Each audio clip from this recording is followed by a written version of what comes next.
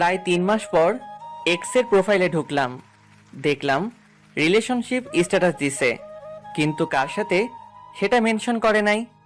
দিলাম হাহা রিয়াক্ট। তারপর ফেসবুক থেকে বেরিয়ে এসে ছোট্ট করে একটা ঘুম দিলাম। ঘুম থেকে উঠে ফোনটা হাতে নিয়ে মেসেঞ্জারে গিয়ে দেখি উপরে লেখা আছে নিউ মেসেজ রিকোয়েস্ট। আইডিটার নাম জান্নাতুল ফেরদৌস। চিনতে আর বাকি রইল না, এটা আমার এক্সের আইডি। অবাক হলাম তার এসএমএস গুলা দেখে। আপনারা শুনলে বুঝতে পারবেন। কুত্তা শোয়ার বানর লুচ্চা লম্পট কুলাঙ্গার হারামজাদা হারামি হনুমান হাদারাম গাঁজাখোর মদখোর সিগারেটখোর পানখোর পানিখোর বিড়িখোর ভাতখোর নুডলসখোর। যা যা বলা যায় সব বলছে। ওই কুত্তা, তুই আমার স্ট্যাটাসে হাহা দিলি কেন রে? কুত্তার ল্যাজ কি কখনোই সোজা হয় না? আর তুই এতদিন কই ছিলি রে কুত্তা? তোরা একবার পাই, তোর হাত পা ভেঙে দিব। আমার পোস্টে হাহা দেয়া না? বাপরে বাপ, এ কি ডেঞ্জারাস মাইয়া রে বাবা! একটা হাহাতেই এত কিছু। ভাগ্য ভালো যে এর সাথে আমার ব্রেকআপ হয়ে গেছে, নইলে অবস্থা কেরোসিন বানিয়ে দিত। আর তুই আমারে পাইলে তবেই না হাত পা ভাঙবি, না পাইলে কেমনে? বোকা মেয়ে কোথাকার। আমি এসএমএস দিলাম, কে আপনি? আর এগুলো কি সব আবল তাবল কথা বলছেন? সঙ্গে সঙ্গে রিপ্লাই, কুত্তা, আমারে তুমি এখন চিনতে পারতেছো না তাই না? 2 বছর প্রেম করে এখন বলতেছো আমি কে? Sorry, wrong number. Wrong number মানে? আমি কি তোর সাথে ফোনে কথা বলতেছি নাকি রে বানর? ওই সেরি, এত কথা বলিস কেন? যা তুই, block. You can't message or call them in this chat and you won't receive their message or calls. এখন কি যে ভালো লাগতেছে ভাই, আপনাদেরকে বলে বোঝাতে পারবো না। আমার সাথে ব্রেকআপ করার পর একটা বারের জন্য খোঁজ নিস নাই, এখন আবার আমারে বলতেছো আমি ভাতখোর। জীবনে তো কিছু খাওয়াস নাই আমারে। আমারটাই সারা জীবন খেয়ে গেলি, নাকি 2টা বছর খেয়ে গেলি, আর এখন আমাকেই খোটা দিচ্ছিস আমি ভাতখোর? কথাগুলো ভাবতে ভাবতেই ফোনটা বেজে উঠলো। নাম্বারটা অচেনা। ধরলাম, তারপর ওপাশ থেকে, ওই কুত্তা, তুই আমারে ব্লক মারলি কেন? সোয়ান, তাড়াতাড়ি ব্লকটা ওঠা বললাম, কথা আছে তোর সাথে। টুট টুট টুট দিলাম ফোন কেটে, আর নাম্বারটা ব্ল্যাক লিস্টে। ওহ কি মজা রে মজা! টানা 2টা বছর জ্বালাইছিস। 3 মাস যাবত তো ভালোই ছিলাম, কি জন্য যে হাহা দিতে গেলাম। ধুর, ভালো লাগে না। টানা 2 বছর জ্বলছি, আর জ্বলতে চাই না। আবারও ফোন আসলো, ধরলাম। প্লিজ ফোনটা কেটো না, তোমার সাথে আমার কথা। টুট টুট টুট আবারও কেটে দিলাম। তোর সাথে? তারপর, প্লিজ ফোনটা কাটবে না, তোমার সাথে আমার কথা আছে। কাটবো? তুই কি করবি? তোর সাথে আমার কোনো কথা নাই। ওই, তুই আমারে তুই করে বললি? হ্যাঁ বললাম, তুই কি করবি? কুত্তা, তোর সাহস তো কম না, আমারে তুই করে বলিস? তুই জানিস আমি কে? আইসে, তুই কে আমি জানি না? তোর কোথায় কি আছে আমি সব জানি, আর তুই কে আমি তা জানি না। কি বললি তুই কুত্তা? কি বলবো আবার? তোরে আমি জানি, তুই কে তাই বললাম। কুত্তা, তার আগে তুই কি বললি? আমার কোথায় কি আছে তুই সব জানিস? আরে ওটা তো কথার কথা বললাম, তোর কোথায় কি আছে আমি কিভাবে বলবো? তুই কি জীবনে তোর হাতটা পর্যন্ত ধরতে দিছিস নাকি কুত্তি? তুই আমারে কুত্তি বললি? তুই জানিস আমার আম্মু জীবনে আমায় কুত্তি বলে নাই? বানর শোয়ার কুত্তা, যা, তোর সাথে আবার ব্রেকআপ। জীবনে আমারে আর ফোন দিবি না, আমার পোস্টে আর হাহা দিবি না। তোর সাথে আবার রিলেশনে জড়াইতে চাইছিলাম, কিন্তু তোর ভাষার জন্য তা আর হলো না। হারামজাদার ভাষা কি? কুত্তা ফুট। টুট টুট টুট কথায় আছে না, ভূতের মুখে রাম নাম। এর হয়েছে তাই, যে মাইয়া কুত্তা বানর শুয়োর লুচ্চা ছাড়া কথাই বলে না, সে নাকি আমার সামান্য কুত্তি বলার জন্য ব্রেকআপ করলো। ভাবা যায় বিষয়টা। যাই হোক, পরিচয়টা দিয়ে নেই। আমি আজিজ, এবার অনার্স 2য় বর্ষের ছাত্র। আর যার সাথে এতক্ষণ কথা বলছিলাম ও হলো জান্নাত, আমার গার্লফ্রেন্ড। গার্লফ্রেন্ড বললে এখন ভুল হবে, বলতে হবে এক্স গার্লফ্রেন্ড। এবার ইন্টার ফাইনাল ইয়ারে। আপনাদের সাথে কথা বলতে বলতে ফোনটা আবার বেজে উঠলো। মেজাজটা আবার খারাপ হয়ে গেল। জান্নাত মনে করে নাম্বারটা না দেখেই ধরে বলতে শুরু করলাম, ওই কুত্তি, আবার ফোন দিলি কেন? তোর কি লজ্জা নাই? খুব তো বললি, আর ফোন দিবি না। সেই তো ঘুরে ফিরে আবার আমার কাছে ফোন দিলি। বেলজ্জ, বেপর্দা, বেহায়া মহিলা কোথাকার। ওপাশ থেকে কি আবল তাবল কথা বলিস বাবা? আমি তোর মা বলতেছি, তুই কি পাগল হইলি নাকি রে বাবা? ফোনের দিকে তাকিয়ে দেখি, এ মা, এই তো দেখি সত্যি আম্মুর নাম্বার। এখন কি বলবো আম্মুরে? আম্মু, সরি আম্মু, ভুল হয়ে গেছে। ভুল মানে? তুই আমার কুত্তি বেহায়া বেপর্দা বললি? আম্মু, আমি সত্যি তোমারে বলতে চাই নাই। তো কারে বলতে চাইছিলি? দাঁড়াও, তোমারে সব বুঝিয়ে বলতেছি। দাঁড়াইতে পারবো না, তুই বল। ওকে, তাহলে শোনো, সব বুঝিয়ে বললাম। ও ঠিক আছে, বেশি চিন্তা করিস নে, সব ঠিক হয়ে যাবে। তা কি জন্য ফোন দিয়েছিলে সেটা বলো। একটা খুশির খবর আছে বাবা, তুই বাড়িতে চলে আয়। তোর ভাইয়ের জন্য মেয়ে দেখতে যাব, 2-1 দিনের মধ্যে চলে আয়। ওহ আম্মু, কি খবর দিলে গো? ভাইয়ার বিয়ে? আমি কালকেই বিকালের দিকে চলে আসতেছি, খুশি হয়ে, কারণ ভাইয়ার বিয়ে হয়ে গেলেই আমার পথ পরিষ্কার। ওকে আয়, সাবধানে আসবে কিন্তু। ঠিক আছে আম্মু, বলেই ফোনটা কেটে দিলাম। কাল আগে ভার্সিটি গিয়ে ছুটি নিয়ে আসতে হবে, তারপর বিকালের দিকে সোজা বাড়িতে। কিন্তু জান্নাতের জন্য খুব খারাপ লাগতেছে। যদিও ব্রেকআপ করে থাকি, তবুও তো ভালোবাসি মেয়েটাকে। অভিমানের বশে শুধু ব্রেকআপ করা। ব্রেকআপ করলেও তাও তো মেয়েটাকে একবার করে দেখতে পারি, কিন্তু বাড়িতে গেলে তাও তো দেখা হবে না। জান্নাতের সাথে আমার পরিচয় আমার বন্ধুর বোনের মাধ্যমে। সেদিন ছিল নাবিলার জন্মদিন, আমিও যাই সেদিন বুলবুল আমার বন্ধুদের বাড়িতে। জান্নাতুলকে সেদিনই প্রথম দেখি, তারপর প্রপোজ, প্রেম, আর প্রেমের পর ব্রেকআপ। কি একটা জিনিস, তাই না? ওকে প্রপোজটা আমি করেছিলাম, আর ব্রেকআপটা করলো জান্নাত। পুরনো দিনের কথাগুলো ভাবতে ভাবতে কখন যে ঘুমিয়ে পড়েছি মনেই নেই। সকালে ঘুম ভাঙলো ফজরের আজানের আওয়াজ শুনে।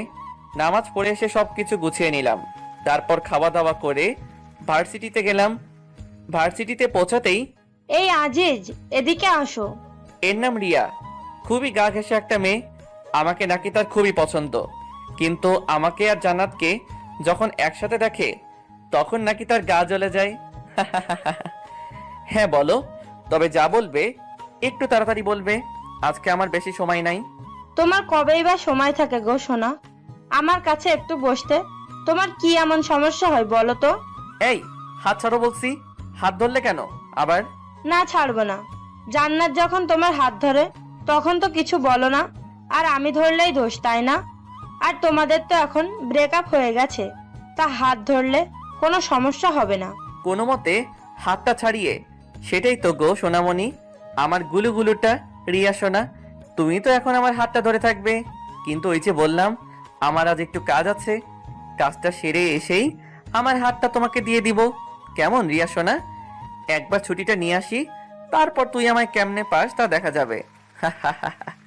রিয়া যেন খুশিতে অবাক, আমি যে ওর সাথে এত ভালোভাবে কথা বলবো বিশ্বাসই করতে পারে নাই।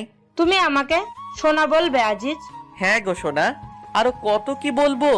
আমি কাজটা সেরে আসি, তারপর না হয় সব হবে। ঠিক আছে, কিন্তু কোথায় যাবে? প্রিন্সিপালের রুমে। আচ্ছা, তুমি তাহলে যাও, আমি তোমার জন্য এখানেই অপেক্ষায় থাকি। আরে না না, তোমার অপেক্ষা করতে হবে না, তুমি বরং ক্লাসে যাও, আমি কাজটা সেরেই আসতেছি। ঠিক আছে, তাড়াতাড়ি আসবে কিন্তু, আমি ক্লাসে গেলাম। হ, তুই তাড়াতাড়ি যা, আর আমি আগে ছুটিটা নিয়ে আসি, তারপর তুই আমারে কেমনে পাস তা দেখা যাবে। ওখান থেকে প্রিন্সিপালের রুমে আসলাম, তারপর ছুটি নিয়ে দিলাম এক দৌড়ে হোস্টেলে, তারপর ব্যাগটা নিয়ে বাস স্টেশন। এদিকে রিয়া ভাবছে স্যারের রুমে আজিজ এতক্ষণ কি করে একবার দেখে আসতে হয়, যেই ভাবা সেই কাজ। কিন্তু এ কি, স্যারের রুমে তো আজিজ নাই, একবার স্যারকে জিজ্ঞেস করতে হয়। আসতে পারি স্যার? জি আসছিল। আর তোমরা লেখাপড়া করো কেন বলতে পারো? আসতে পারি স্যার, এই কথাটা কি ইংরেজিতে বলা যায় না? Sorry sir. ইটস ওকে, আর সরি বলতে হবে না। কি জন্য এসেছো তাই বলো। স্যার, আজিজ কি আপনার এখানে আসছিল? আসছিলেন, ছেলেটা খুবই ভালো। স্যার জানি, কিন্তু কি জন্য এসেছিল স্যার? ছুটি নেবার জন্য। এ হাই। এদিকে টিকিট কেটে বাসে উঠে বসে আছি, হেডফোন কানে নিয়ে বসে আছি বাসের মধ্যে। হঠাৎ চোখ গেল বাসের দরজার দিকে। একটা মেয়ে, মাশাআল্লাহ দেখতে একদম দুধে আলতা।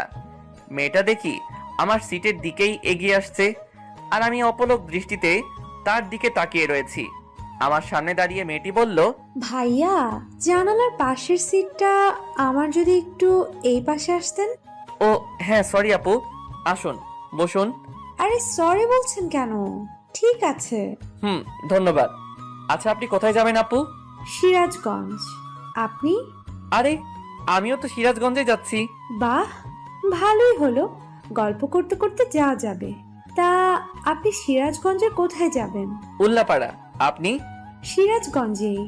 ও, আপনার নামটা কিন্তু জানা হলো না আপু। আমি সামিরা, অনার্স দ্বিতীয় বর্ষের ছাত্রী। আপনি? আমিও অনার্স দ্বিতীয় বর্ষে। আমি আজিজ। আমরা যেহেতু একই ক্লাসে, তাহলে আমরা তো তুমি করেই বলতে পারি। তুমি কি বলো সামিরা? অবশ্যই, কেন না। আচ্ছা সামিরা, তুমি কি সিঙ্গেল? কেন বলো তো? না, এমনি শুনতে চাইলাম। না, আমার বয়ফ্রেন্ড আছে। আর তুমি? কি আর বলবো, দুঃখের কথা, আমি বর্তমানে ঝুলে আছি। ঠিক, তোমার কথা বুঝলাম না। মানে 3 মাস আগে ব্রেকআপ হয়েছে, কাল রাতে আবার এক্স এর সাথে কথা হয়েছে। ও, তা কি কথা বললে কাল রাতে? শুনবে? বলো। কথাগুলো শুনে যদি তোমার হাসতে হাসতে কাপড় খুলে যায়, তাহলে আমি কিন্তু দায়ী নই। ধুর, ফাজলামো করো নাকি? বলো তো। তাহলে শোনো, কাল রাতে সব কথাগুলো সামিরাকে বললাম। মেয়েটা হাসতে হাসতে যেন গড়াগড়ি খাওয়ার মতো অবস্থা। আমার সব কথা শুনে সামিরা হাসতে হাসতে বলল, আজিজ, তুমি তাহলে ভাত খোর? তুমিও শুরু করলে নাকি? আরে না, এমনি মজা করলাম। হুম আচ্ছা আজিজ, একটা কথা বলবো। বলো। তুমি যদি ভাত খোর হও, তাহলে তুমি এত চিকন কেন? তোমায় তো দেখে মনে হয় না তুমি ভাত খোর। ধুর, ফাইজলামো করছো আমার সাথে? যাও, তোমার সাথেও কথা নাই। আরে আরে, রাগ করো কেন? আমি তো মজা করলাম। আচ্ছা সামিরা, ভাতখোর কাকে বলে বলতে পারবে? আমি কিন্তু এর মানেটা বুঝলাম না। ওটা তোমার গার্লফ্রেন্ডের কাছেই জিজ্ঞেস করো, আমি বলতে পারলাম না। মেয়েটার সাথে কথা বলতে বলতে তার গন্তব্যস্থানে পৌঁছে গেলাম। বাসের মধ্যে দুজন যতটা সময় একসাথে ছিলাম, সারাক্ষণ সামিরার মুখে হাসি ছিল। যাওয়ার সময়, আজিজ, তুমি কিন্তু খুবই মজার একটা মানুষ। যতক্ষণ তোমার সাথে ছিলাম, খুবই এনজয় করলাম মুহূর্তটা। আর তোমার কথা শুনে যতটুকু বুঝলাম, জান্নাত তোমাকে খুবই ভালোবাসে। আর অভিমানের বশে শুধু তোমার সাথে এমন ব্যবহার করেছে। আমি জানি। আমি কিন্তু তোমার গার্লফ্রেন্ডকে চিনি। কি বলো? কিভাবে? সময় হলে জানতে পারবে। আল্লাহ হাফেজ, ভালো থেকো। আজিজ আর জান্নাতের সাথে আবার ভাব করে নিও। আল্লাহ হাফেজ সামিরা। কিন্তু তুমি কিভাবে জান্নাতকে চেনো সেটা তো বলে যাও। যা, মেয়েটা চলে গেল। দূর, ভালো লাগে না।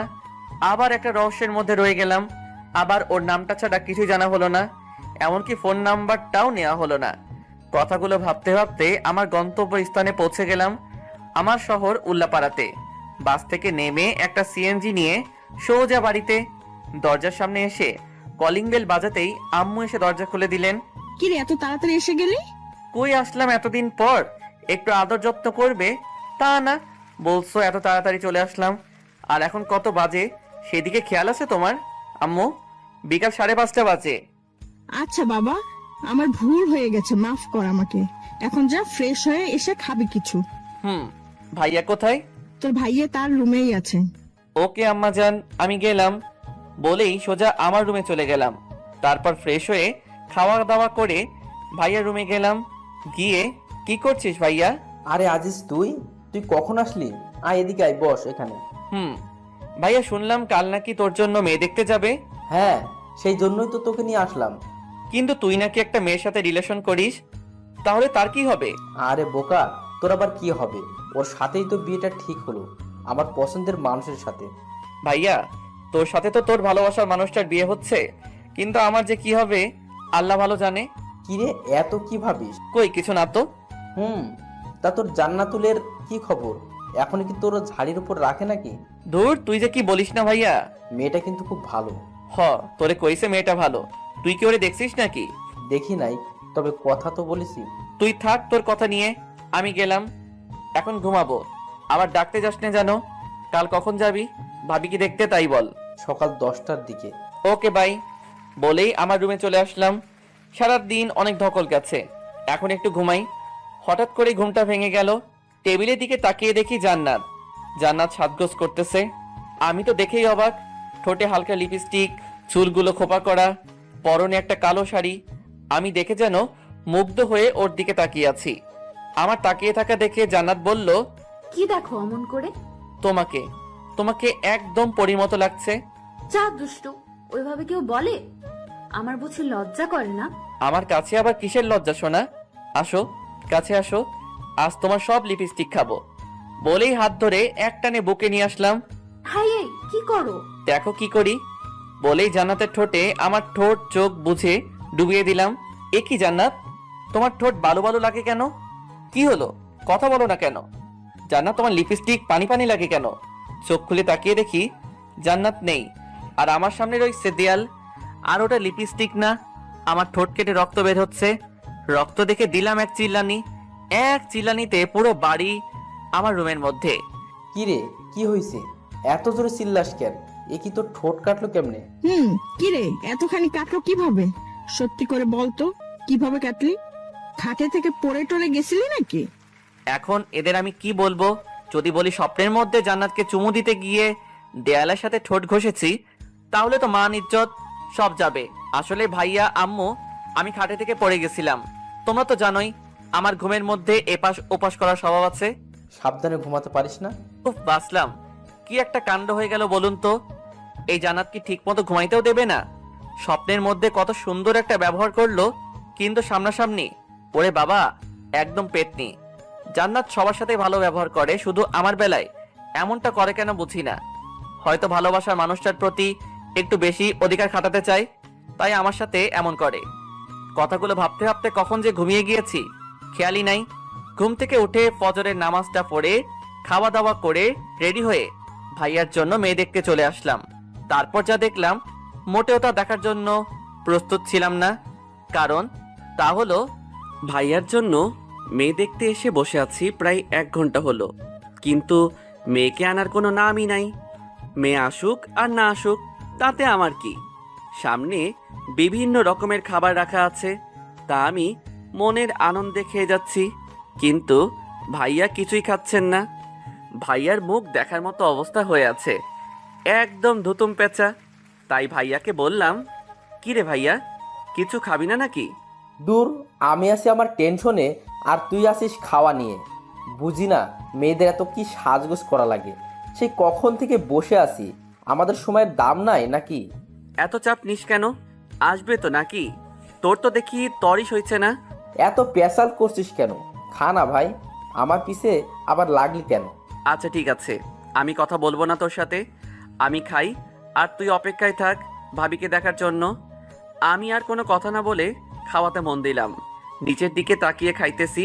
খাওয়ার মাঝখানে কেউ একজন বলে উঠল, আরে আজিজ, তুমি এখানে? তাকিয়ে দেখি সামিরা। তুমি এখানে কি করো? আরে সামিরা, তুমি? আমি তো আমার ভাইয়ার জন্য মেয়ে, মানে আমার ভাবিকে দেখতে এসেছি, কিন্তু তুমি এখানে কি করো? আরে আমি তো দুলালের। দুলালি আমার হবু ভাবির নাম। আমি এখানে থাকবো না তো কে থাকবে? কিরে, তোরা একে অন্যকে চিনিস নাকি? তুমি কিন্তু বললে না কিভাবে জান্নাতকে তুমি চেনো। তোমায় তো বললামই, সময় হলে ঠিক জানতে পারবে। তাহলে তুমি বলবে না, তাই তো? আরে পাগল, রাগ করো কেন? তোমার ভাবি কি বিষয়টা জানে যে তুমিও প্রেম করো? ধুর, ভাবি জানবে কিভাবে যে আমি প্রেম করি? ভাবিকে তো আমি আজকেই প্রথম দেখলাম। তার মানে তুমি এর আগে তোমার ভাবিকে কখনো দেখো নাই? দেখেছি, তবে ভাইয়ার ফোনে, সামনাসামনি আজই প্রথম। ও বেশ ভালো। তবে আমার মনে হয় বেচাটির চাপটা একটু বেড়েই যাবে, কারণ এখন তার বিয়ে হবে, আবার কিছুদিনের মধ্যে তোমারও বিয়ে হবে, আর তোমার বিয়ের কাজ মেয়েটাকেই একা হাতে সামলাতে হবে, তাই না? ধুর সামিরা, তুমি যে কি বলো না।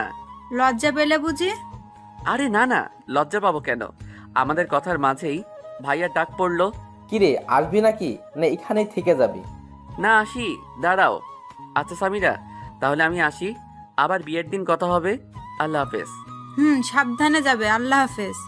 সামিরার কাছ থেকে আসার পর, আচ্ছা ভাই, বলতো মেয়ে তোর জন্য দেখতে এসেছি নাকি আমার জন্য দেখতে এসেছি? হঠাৎ এমন কথা কেন বলছিস ভাইয়া? ঠিক বুঝতে পারলাম না। না, তোর যা ভাবসাব দেখছি তাই মনে হলো আর কি। তা মেয়েটা কি তোর পছন্দ হয়েছে নাকি? দূর ভাইয়া, তুই না একটু বেশি বুঝিস, বুঝলি? সামিরা আমার ফ্রেন্ড, আর ওর বয়ফ্রেন্ড আছে। ও কথা বলতে বলতে বাড়িতে চলে আসলাম। বুলবুলকে একবার ফোন দিতে হবে দাওয়াত দেবার জন্য, আর নাবিলার সাথেও কথা বলতে হবে। ফোন দেবার পর, হে ভাই বল, আর কেমন আছিস? আলহামদুলিল্লাহ ভালো আছি রে দোস্ত, তুই কেমন আছিস? আলহামদুলিল্লাহ ভালোই। শোন, আগামী 10 থেকে 11 তারিখ তো ভাইয়ার বিয়ে ঠিক হয়ে গেল। তুই আর নাবিলা আসবি, কিন্তু তোরা বরং 7-8 তারিখে চলে আয়, অনেক কাজও করতে হবে। দোষ, সে না হয় বুঝলাম, কিন্তু নাবিলা তো মনে হয় যাইতে পারবে না, কারণ 9 তারিখ থেকে ওর পরীক্ষা শুরু হবে। ও, তার মানে তো জান্নাত আসতে পারবে না। আচ্ছা দোস্ত, তাহলে তুই চলে আয়, এখন রাখি। দেখতে দেখতে ভাইয়ার বিয়ের দিন চলে আসলো। বাড়ি ভর্তি মানুষ, সবাই যার যার মতো আনন্দ করছে। আমিও বন্ধুদের সাথে আনন্দ করছি, কিন্তু আনন্দের মাঝেও কিছু একটা যেন ফাঁকা ফাঁকা মনে হচ্ছে। আর সেই কিছু একটা হলো জান্নাত। হঠাৎ আমার সামনে সামিরা এসে হাজির, কিন্তু সে একা না, একটা ছেলের হাত ধরে আছে। আমাকে দেখেই ও বলল, হাই আজিজ, কেমন আছো? ভালো, তুমি? আমিও ভালো। আজিজ, যে হচ্ছে আমার বয়ফ্রেন্ড তৌসিফ, তৌসিফ আহমেদ শান্ত। আর তৌসিফ, ও হলো আজিজ। তোমাকে তো বলেছি সব ওর বিষয়ে। হ্যালো ভাইয়া, কেমন আছেন? ভালো আছি ভাই, কিন্তু আমার মনে হয় তুমি ভালো নেই, তাই না? সামিরার কাছে যতটুকু জানা যায় তোমার বিষয়ে সব কিছু শুনলাম। তুমিই তো সেই বিখ্যাত সবখোর। ভাইয়া, সবই কপাল। তা তোমার তাকে তো দেখতে পাচ্ছি না ভাই, আসেনি নাকি? আসলে ভাইয়া, তার তো এক্সাম চলছে, তাই আসতে পারে নাই। এভাবে সামিরা ও তার বয়ফ্রেন্ডের সাথে বলে বিয়ের আসরে চলে আসলাম। বিয়ের সব কাজ সম্পন্ন করে ভাবিকে নিয়ে আমাদের বাড়িতে চলে আসলাম। 7 দিন পর খাবার টেবিলে। আজিজ, একটা কথা ছিল। হ্যাঁ ভাবি, বলো। ভাই, তোমার একটা কাজ করতে হবে। আরে ভাবি, এভাবে বলছো কেন? বলো, তোমার জন্য তোমার ভাইটা কি কাজ করতে পারে? আসলে ভাই, তোমার বোনটা আজকে আসবে আমাদের এখানে, তোমার তাই একটু স্টেশনে যেতে হবে। ঠিক আছে ভাবি, তোমার চিন্তা করতে হবে না, আমি গিয়ে নিয়ে আসবো। কিন্তু ভাবি, তোমার বোনকে তো সেদিন বিয়েতে দেখলাম না। ওর তো এক্সাম চলছিল, তাই বাড়িতে আসতে পারে নাই। এখন সোজা আমাদের এখানে আসবে। ও, তা ভাবি, তোমার বোনের নামটা কি? জেসমিন। ঠিক আছে। ভাবির সাথে কথা বলে রুমে এসে ঘুমিয়ে বিকালের দিকে স্টেশনে গেলাম। অনেকক্ষণ হলো দাঁড়িয়ে আছি, শালার ট্রেন আসার নামই নাই। তাই স্টেশনের একটা বেঞ্চে বসে পড়লাম। কিছুক্ষণ পর একটা ট্রেন থামলো, আর ট্রেন থেকে নেমে দেখলাম একটা মেয়ে আমার দিকেই আসছে। মেয়েটাকে দেখে মনে হচ্ছে খুবই পর্দাশীল একটা নারী। পরনে একটা কালো বোরকা, হাতে হাত মোজা, পায়ে পা মোজা, মাথাটা বোরকার কালো কাপড় মানে হিজাব দিয়ে ঢাকা। আমার সামনে এসে মেয়েটা, আপনি কি আজিজ? কিন্তু আপনাকে তো ঠিক চিনলাম না। আমি জেসমিন, আর আপনি আমার বেয়াই, তাই না? বেআইন, আমি আপনার বেআই। কিন্তু বেআইন সাহেব, আপনি আমায় চিনলেন কেমন করে? আপনি তো আমায় আগে কখনো দেখেন নাই। আসলে আপু কাল আপনার একটা ফটো দিয়েছিল, তাই চিনলাম আর কি। কিন্তু বেআইন, আপনার কণ্ঠটা কেমন যেন চেনা চেনা লাগে। কি কি বললেন? আমার কণ্ঠ চেনা চেনা লাগে? আরে বেআইন, এমনি মজা করলাম। আপনি 10টা না 5টা না, একটা মাত্র বেআইন, তাই মজা করলাম। মাইন্ড করলেন নাকি? না না, মাইন্ড করব কেন? আমি কি এখানেই দাঁড়িয়ে থাকবো, নাকি আমাকে আপনাদের বাড়িতে নিয়ে যাবেন বেআই মশাই? ও হ্যাঁ, চলুন চলুন। চলুন। তারপর বেআইনকে নিয়ে বাড়িতে চলে আসলাম, আর ভাবিকে বললাম, ভাবি, এই নাও তোমার আমানত, সশরীরে নিয়ে এসেছি। ভাই, ধন্যবাদ। স্বাগত। শোনো, আমি এখন আবার ঘুমাবো, রাতে কিছু খাবো না, আবার ডাকতে যেও না যেন। সকালে বুকের উপর কিছু একটা ভারী ভারী অনুভব করলাম। মনে হচ্ছে কেউ একজন আমার বুকের উপর মাথা রেখে শুয়ে আছে। চোখ খুলে তাকিয়ে দেখি, এ কি? এ তো জান্নাত। জান্নাত কিভাবে আমার রুমে আসলো, আর আমার বুকে মাথা রেখে শুয়ে আছে কেন? নাকি আমি আবার সেদিনের মতো স্বপ্ন দেখছি? হয়তো স্বপ্নই হবে। সেদিন স্বপ্নে জান্নাত মনে করে দেয়ালের সাথে কি একটা কাণ্ড হয়ে গেল, ভাবতেই কেমন, কিন্তু যদি এটা মানুষই না হয় তবে এত ভারী ভারী লাগে কেন? হাতে একটা চিমটি কেটে দেখলাম, না এটা তো স্বপ্ন না, সত্যি এটা জান্নাত। একবার ধাক্কা দিয়ে দেখি কে এটা। এই মেয়ে, ওঠো। এই, কি হয়েছে? ধাক্কাও কেন? তুমি এখানে কি করো? আর আমাদের বাড়িতে আসলে কেমন করে? জান্নাত চোখ খুলে তাকিয়ে দেখে সে আমার বুকের উপর শুয়ে আছে। অমনি লাফ দিয়ে ওঠে। আমি তো আসছি তোকে মারার জন্য। বুঝলাম, আমাকে মারতে এখানে আসছো, কিন্তু আমার বুকের উপর কি করো? আমি তো রুমে এসে দেখি তুই ঘুমিয়ে আছিস, তাই কিছু বলি নাই। কারণ আমি যাকে মারি সামনাসামনি মারি। আমি কি ভীতু নাকি? তাও বুঝলাম তুমি ভীতু না, কিন্তু আমাদের বাড়িতে আসলে কেমন করে তাই বলো। কাল তো তুই নিজেই আমাকে নিয়ে আসলি। কি বলো? আমি কখন তোমাকে নিয়ে আসলাম? কাল বিকালে। ধুর, ফাজলামো করিস নাকি আমার সাথে? কাল বিকালে কোথায় থেকে তোমাকে নিয়ে আসলাম? কেন স্টেশন থেকে? আরে কাল তো আমি আমার ভাবির বোনকে স্টেশন থেকে নিয়ে আসছি। তোমাকে কখন নিয়ে আসলাম? তোর ভাবির বোনই আমি। কিন্তু ভাবি যে বলল তার বোনের নাম জেসমিন। তো কি হয়েছে? তোমার নাম তো জান্নাত, জান্নাতুল ফেরদৌস। জেসমিন আমার ডাক নাম, ওই নামে শুধু আপুই ডাকে। তার মানে এক্স গার্লফ্রেন্ড এখন আমার বেআইন? ওই কুত্তা, তুই যে আমার এক্স ছিলি বা তোর সাথে যে আমার সম্পর্ক ছিল, এটা যেন আমার আপু না জানতে পারে। শুধু আপু না, কেউ যেন জানতে না পারে। হয়, আমার তো আর খেয়ে দে কাজ নাই যে তোর মতো একটা পেতনি আমার গার্লফ্রেন্ড ছিল এটা সবাইকে বলে বেড়াবো। কুত্তা, তুই আমারে কি বললি? আমি পেতনি? ভুল কিছু তো বলি নাই। দাঁড়া কুত্তা, আজ তোর একদিন কি আমার একদিন। বলতেই জান্নাত কিছু একটা খুঁজতে লাগলো, আর রুমের এক কোণ থেকে একটা ফুলঝাড়ু পেল। ওইটা হাতি নিয়ে আমার দিকে তেড়ে আসলো মারবার জন্য। যেই বাড়ি মারবে অমনি ভাবির ডাক পড়লো, জান্নাত, এই জান্নাতুল, কই গেলি? ভাবি, বেআই সাহেব আমার রুমে। জান্নাত অমনি ফুলঝাড়ুটা ফেলে দিল। কি রে, এখানে কি করছিস? ভাবি, বেআইনের সাথে একটু মজা করছিলাম, তাই না বেআইন? আপু, আমার বেআইটা না খুবই মজার। আচ্ছা, বুঝলাম। এখন চল, ঘুম থেকে উঠে তো ফ্রেশও হোস নাই। আগে ফ্রেশ হয়ে খাওয়া দাওয়া করে নে, তারপর দুজনে গল্প করিস। এখন আর মহারাজ, আপনিও ফ্রেশ হয়ে নিচে খেতে আসুন। বলেই ভাবি জান্নাতকে নিয়ে চলে গেল। আর জান্নাত ওদিকে মনে মনে বলছে, আমাকে পেতনি বলা, তাই না? এখন যদি আপু না আসতো তবে শয়তানটার হাড়গোড় ভেঙে ফেলতাম। কিন্তু শয়তানটা কি বোঝে না যে এই পেতনিটা ওকে কতটা ভালোবাসে? আর এদিকে আমি, উফ, এখন কি যে একটা কাণ্ড হয়ে যেত। ভাবি যদি না আসতো তবে আর আমি আস্ত থাকতাম না। ধন্যবাদ ভাবি। কিন্তু ভাই, এক্স গার্লফ্রেন্ড যখন বেআইন হয় তখন যে এতটা ঝামেলা হয় তা জানা ছিল না। বলেই ফ্রেশ হতে চলে গেলাম। ফ্রেশ হয়ে বের হতেই ফোনটা বেজে উঠল। ফোনের স্ক্রিনের দিকে তাকিয়ে দেখি এ তো নাদিয়ার নাম্বার। নাদিয়া আমার স্কুল লাইফের ফ্রেন্ড, আর ও তো এখন চিটাগাঙে। রিসিভ করার পর, ওই কুত্তা, তুই নাকি এখন বাড়িতে? তো কি হয়েছে? তুই তো চিটাগাঙে এখন, তাই না? না, আমি বাড়িতে আসছি আজ 5 দিন হলো। আর কুত্তা, তুই বাড়িতে আমায় বলবি না? আমি একা একা বাড়িতে বসে বসে বোরিং হচ্ছে। তুই কি আমায় বলতে পারতি না যে তুই বাড়িতে আসছিস? আমি এত কিছু জানি না। বিকালে আমার সাথে দেখা কর তুই। আচ্ছা, তুই স্কুলের মাঠে চলে আয়, বিকালে আমিও আসছি। ওকে, এখন রাখি, বিকালে কথা হবে। বুঝি না মেয়েরা এত কথায় কথায় কুত্তা বলে কেন। নাদিয়ার সাথে কথা বলে খাবার টেবিলে চলে আসলাম। খাবার মধ্যে আম্মু বললেন, আজিজ, জি আম্মু। বিকালে জান্নাতকে নিয়ে একটু ঘুরিয়ে নিয়ে আসিস। মেয়েটা আসছে থেকে একা একা ঘরে বসে আছে। কিন্তু আম্মু আসতো। আমি কোনো কিন্তু শুনতে চাই না, যা বললাম তাই যেন হয়। ঠিক আছে, ওনাকে রেডি থাকতে বইল।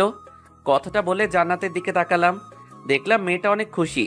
বিকেলে বাইক নিয়ে বাইরে জান্নাতের জন্য অপেক্ষা করছি, কিন্তু মহারানীর আসার খবরই নাই। কিছুক্ষণ পর একটা সাদা পরী যেন নেমে আসলো আমার সামনে। এটা জান্নাত। সাজের আর বর্ণনা দিলাম না, কারণ আপনারাও প্রেমে পড়ে যেতে পারেন। জান্নাত দাঁড়িয়ে আছে দেখে আমি বললাম, কি হলো, উঠবেন না নাকি? নাকি আমি একাই চলে যাব? না না, দাঁড়াও, আমিও যাব। তাহলে উঠুন। আচ্ছা আজিজ, দেখো আমায় কেমন দেখা যাচ্ছে? ভালো। জান্নাত হয়তো শুধু এইটুকু আশা করে নাই আমার থেকে, ও ভেবেছে আরো অনেক কিছু বলবো, কিন্তু পেতনিটা জানে না যে তাকে কতটা সুন্দর লাগছে। তারপর দুজন স্কুলের মাঠে চলে আসলাম। দেখি নাদিয়া আগে থেকে বসে আছে। নাদিয়া আমাকে দেখে আমার কাছে চলে আসলো। এতক্ষণে আসার সময় হলো তোর? সে কখন থেকে বসে আছি। আর এই মেয়েটা কে দোস্ত? দোস্ত, ওর নাম জান্নাত, আমার বেআইন। ও, কিন্তু তোর সাথে যে আমার কিছু কথা আছে। তো বল কি কথা? না, এখানে না, তুই এদিকে আয়। আর আপু, তুমি একটু এখানে বসে থাকো, আমরা আসছি। বলেই নাদিয়া আমার হাত ধরে টানতে টানতে নিয়ে ফাঁকা জায়গায় চলে এলো। আর এদিকে জান্নাত ভাবছে, এ কি গায়ে পড়া মেয়ে রে বাবা! এই ছেমরি তো রিয়া আপুর থেকেও বেশি গায়ে পড়া মেয়ে। আর কি এমন কথা যা আমার সামনে বলা গেল না? না, এই মেয়েটাকে আমার সুবিধার মনে হচ্ছে না। ধুর, ভালো লাগে না। আর এদিকে নাদিয়ার সাথে প্রায় 10 মিনিটের মতো কথা বলে জান্নাতের কাছে আসলাম। কি কথা হলো তা না হয় পরে একদিন শুনবেন, এখন থাক। এসে দেখি মেয়েটা আনমনে কি যেন ভাবছে। তারপর নাদিয়া চলে গেল আর আমি জান্নাতকে নিয়ে পুরা গ্রাম ঘুরলাম। আমার সাথে ঘুরতে পেরে জান্নাত অনেক খুশি। একটা কথা বলবো? বলো। পেতনিটা কে? কোন পেতনি? লুচ্চা, বোঝো না কোন পেতনি? বানর কুত্তা, এতক্ষণ যার সাথে কথা বলে আসলি সেই পেতনি। ও, ওর নাম তো নাদিয়া, আমার স্কুল লাইফের ফ্রেন্ড। বুঝলাম। এখন চল, বাড়িতে যাব। তারপর জান্নাতকে নিয়ে বাড়িতে চলে আসলাম। রাত 9টা। ছাদে নাদিয়ার সাথে ফোনে কথা বলতেছি। তখনই খেয়াল করলাম কেউ একজন ছাদে এসেছে। পিছনে তাকিয়ে দেখি জান্নাত। তাই নাদিয়াকে বললাম, দোস্ত, তোর সাথে পরে কথা বলি। কার সাথে কথা বলছিলি? নাদিয়ার সাথে। কেন বলো তো? আর যেন ওই পেতনিটার সাথে কথা বলতে না দেখি। কেন? কেন কথা বলবো না? আর বললে কি করবে? একদম গলা টিপে দিব। কি? জি। কিন্তু কেন? আমি তোমার কি হই যে? আর কিছু বলতে পারলাম না। তার আগে আমার ঠোঁটে জান্নাতের ঠোঁট ডুবিয়ে দিল। কতক্ষণ ছিল ঠিক বলতে পারবো না। ছাড়ার পর, কজ আই লাভ ইউ। আর একদিন ওই পেতনিটার সাথে কথা বললে দেখ কি করি তোর। বলেই দৌড়ে চলে গেল। বুঝলাম না কিছু। জান্নাতি আমার সাথে ব্রেকআপ করলো আর এখনো নিজেই বলছে আই লাভ ইউ। হুট করেই জান্নাত তার ঠোঁট দুটো আমার ঠোঁটের মধ্যে মিলিয়ে দিল। কতক্ষণ যে দুজনের ঠোঁট একত্রে ছিল তা বলতে পারা মুশকিলই বটে। ছাদ থেকে রুমে এসে শুয়ে থেকে ভাবছি কি থেকে কি হয়ে গেল। আর মুচকি মুচকি হাসছি যে মেয়েটা গত 2 বছর আমাদের রিলেশন চলাকালীন নিজে থেকে আমার হাতটা পর্যন্ত ধরছে কিনা মনে নেই, আর আজ সেই মেয়েটাই চুমু দিয়ে দিল। ভাবা যায়? অবশ্য আমার বিষয়টা খারাপ লাগে নাই, ভালোই তো লাগলো। কথাগুলো ভাবতে ভাবতে ভাবি এসে ডেকে গেলেন খাবার জন্য। আমিও ফ্রেশ হয়ে নিচে খেতে চলে এলাম। সবাই যার যার মতো বসে আছি খাবার জন্য। জান্নাতও আছে, আমার দিকে তাকিয়ে মুচকি মুচকি হাসছে।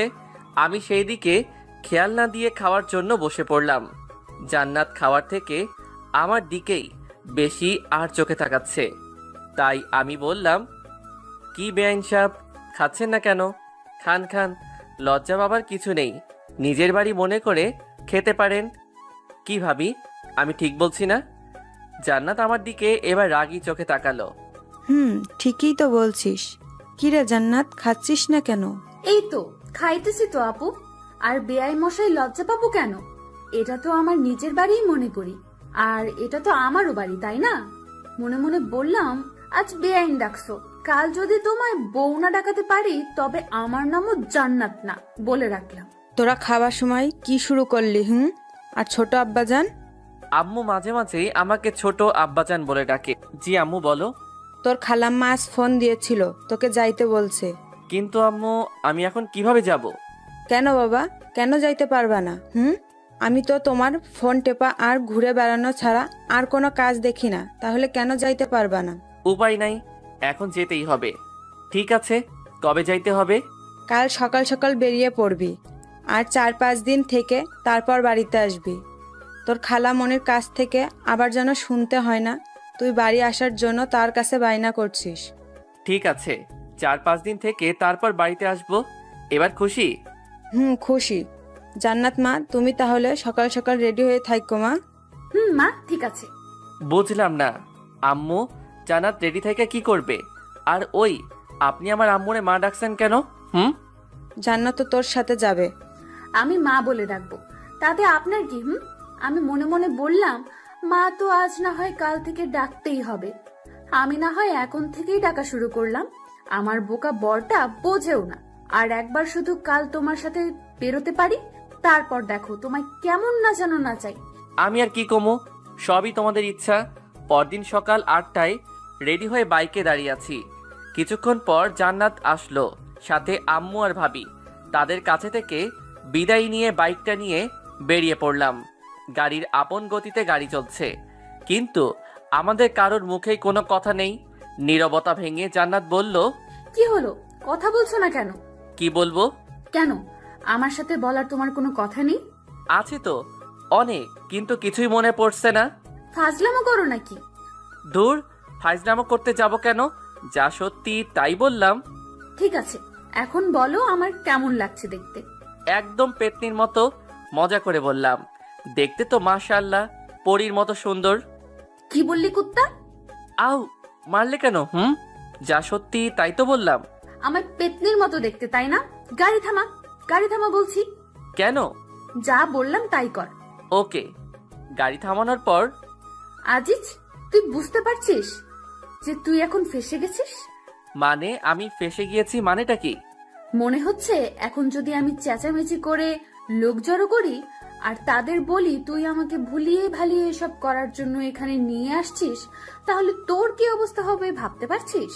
কিন্তু আমি তো তোমায় ওইসব করার জন্য আনি নাই। সেটা তো আমি আর তুমি জানি সোনা, এরা তো জানে না। তাহলে আমি এখন পালাবো? পালাও, তবে বাড়িতে আম্মু আর আপুকে কি বলবে? তার মানে?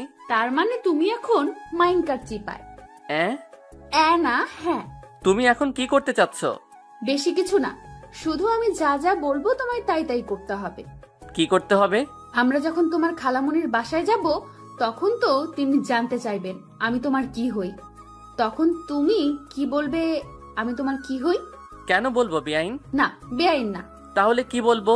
তুমি আমার এক্স গার্লফ্রেন্ড এইটা বলবো? ধুর বোকা, এটা বলতে যাবে কেন? তাহলে কি বলবো সেটা তো বলো, এত পেঁচাও কেন? খালামণিকে বলবে আমি তোমার একমাত্র দুষ্টু মিষ্টি আদরের বউ। মানে কি? তুমি তো আমার বউ না। সেটাও শুধু তুমি আর আমি জানি, খালামণি তো জানে না। নেহি, কাভি নেহি, আমি এটা বলতে পারবো না। বলতে পারবি না তাই না? লোকজন ডাকবো নাকি? না। তাহলে আমি এখন থেকে তোর কে? বউ। জোরে বল, শুনতে পাই নাই। বললাম তো বউ। এভাবে না, বল যে তুমি আমার একমাত্র বউ, নইলে ডাকবো নাকি? না না, বলছি। বল। তুমি আমার একমাত্র আদরের বউ। এই তো আমার সোনা বর, আমার জানুটা, আমার গুলুমুলু বাবুটা। এখন চলো, যাও যাক সোনা মোনা। চলো। গাড়ি চলছে তো চলছেই, আর আমি শুধু ভাবছি কি যে হতে চলেছে। আমার খালাম্মা তো একদম সহজ সরল একজন মানুষ। জান্নাতের মতলবটা আমি কিছুই বুঝতে পারলাম না। বাইকের আয়নাতে দেখতে পেলাম জান্নাত মুচকি মুচকি হাসছে। এ যেন তার বিজয়ের হাসি। সারা রাস্তা আর একটা কথা হয় নাই দুজনের। গাড়ি এসে থামলো খালামণিদের বাড়ির সামনে। তারপর কলিং বেল দেবার আগে জান্নাত, মনে আছে তো আমি এখন তোমার কে? বউ, একমাত্র আদরের বউ। আমার সোনা বরটা, তোরে দিলাম চুম্মা। তারপর কলিং বেলটা দিলাম। কিছুক্ষণ পরে খালামণি এসে দরজাটা খুলে দিলেন। তারপর আমাকে জড়িয়ে ধরলেন। তারপর খালা জান্নাতের দিকে তাকিয়ে বললেন, কেমন আছিস তোরা? আলহামদুলিল্লাহ ভালো খালাম্মা, তুমি কেমন আছো? আলহামদুলিল্লাহ, আমিও ভালো আছি। ও নিশ্চয় আমাদের বৌমার বোন, তাই না? জি খালাম্মা, তাছাড়াও আমার একটা পরিচয় আছে। কি গো, বলো না কেন, বলো। আরো একটা পরিচয় মানে? সেটা কি? না মানে খালা, জান্নাত আমার বউ। কি, তোমরা বিয়ে করে নিলে আর আমাকে জানালে না? খালামণি, আমরা যে বিয়ে করেছি এটা কেউ জানে না। এমনকি আমাদের এখনো বাসরটাও হয় নাই। কত শখ ছিল আমার বরটার সাথে বাসর করব, তা এখনো হয়ে ওঠেনি। মাইয়াই বলে কি, এখানে আবার বাসর কই থেকে আসলো? কি করতে চাচ্ছে জান্নাত? আমি তো কিছুই বুঝতে পারছি না। প্রথমে বিয়ে না করেই আমার বউ হয়ে গেল, আর এখন বলছে বাসরের কথা। আল্লাহ রক্ষা করুন আমায়, কোথায় যে ফেসে যাচ্ছি নিজেও তো বুঝতে পারছি না। কি, তোরা যে বিয়ে করেছিস বাড়িতে কেউ জানে না? না গো খালামণি, কেউ জানে না। আজিজ বলল খালামণি নাকি অনেক ভালো, আর তোমার কাছে আসলে নাকি তুমি সবকিছু সমাধান করে দিবে। তাই তো তোমার কাছে আমরা চলে আসলাম। তোরা চিন্তা করিস না, আমি সব ঠিক করে দেব। আর আজিজ, তুই বিয়ে করবি আমাকে একবার বলতে পারতি, আমি কি না করতাম নাকি রে বাবা? তুই জানিস না তোর খালামণি তোকে কতটা ভালোবাসে। আমার কতটা ইচ্ছে ছিল তোর বিয়ের কাজ আমি নিজের হাতে করব, তা তুই করতে দিলি না। খালামণি, তুমি কি এখন আমাদের কথা শুনবে নাকি ভিতরে ঢুকতে দিবে? আর আলিফকে তো দেখছি না, ও কোথায়? আলিফ আমার খালাতো ভাইয়ের নাম। ওহে, ভিতরে আয়। আর তোর ভাই তো কলেজে গেছে, তোরা আলিফের রুমে গিয়ে বসে বিশ্রাম নে, আমি ততক্ষণে তোদের রুমটা গুছিয়ে নেই, কেমন? ঠিক আছে খালামণি, আর আলিফ আসলে আমার কাছে পাঠিয়ে দিও। বাবা, তোর ফোনটা দিয়ে যা, আলিফকে ফোন দিয়ে তাড়াতাড়ি আসতে বলি। খালামণিকে ফোনটা দিয়ে আলিফের রুমে দুজনে চলে আসলাম। তারপর আমি, ওই তোর মতলবটা কি বলো তো? তোমার ভাবসাব মোটেও সুবিধার মনে হচ্ছে না আমার কাছে। কেন জানো, তোমার কি মনে হচ্ছে? আর আমার বরটা কি রাগ করলো নাকি? আমি মোটেও তোমার বর নই। তো তুমি আমার কে? কেউ না। সত্যিই আমি তোমার কেউ না? কি হলো, চুপ করে গেলা কেন? বলো, সত্যি আমি তোমার কেউ না? বলেই জান্নাত আমার কাছে আসতে লাগলো। এই কি করছো? কাছে আসবে না, দূরে থাকো বলছি। কাছে আসবো? তুমি কি করবে? কি করবে? আমি কিন্তু চেঁচাবো।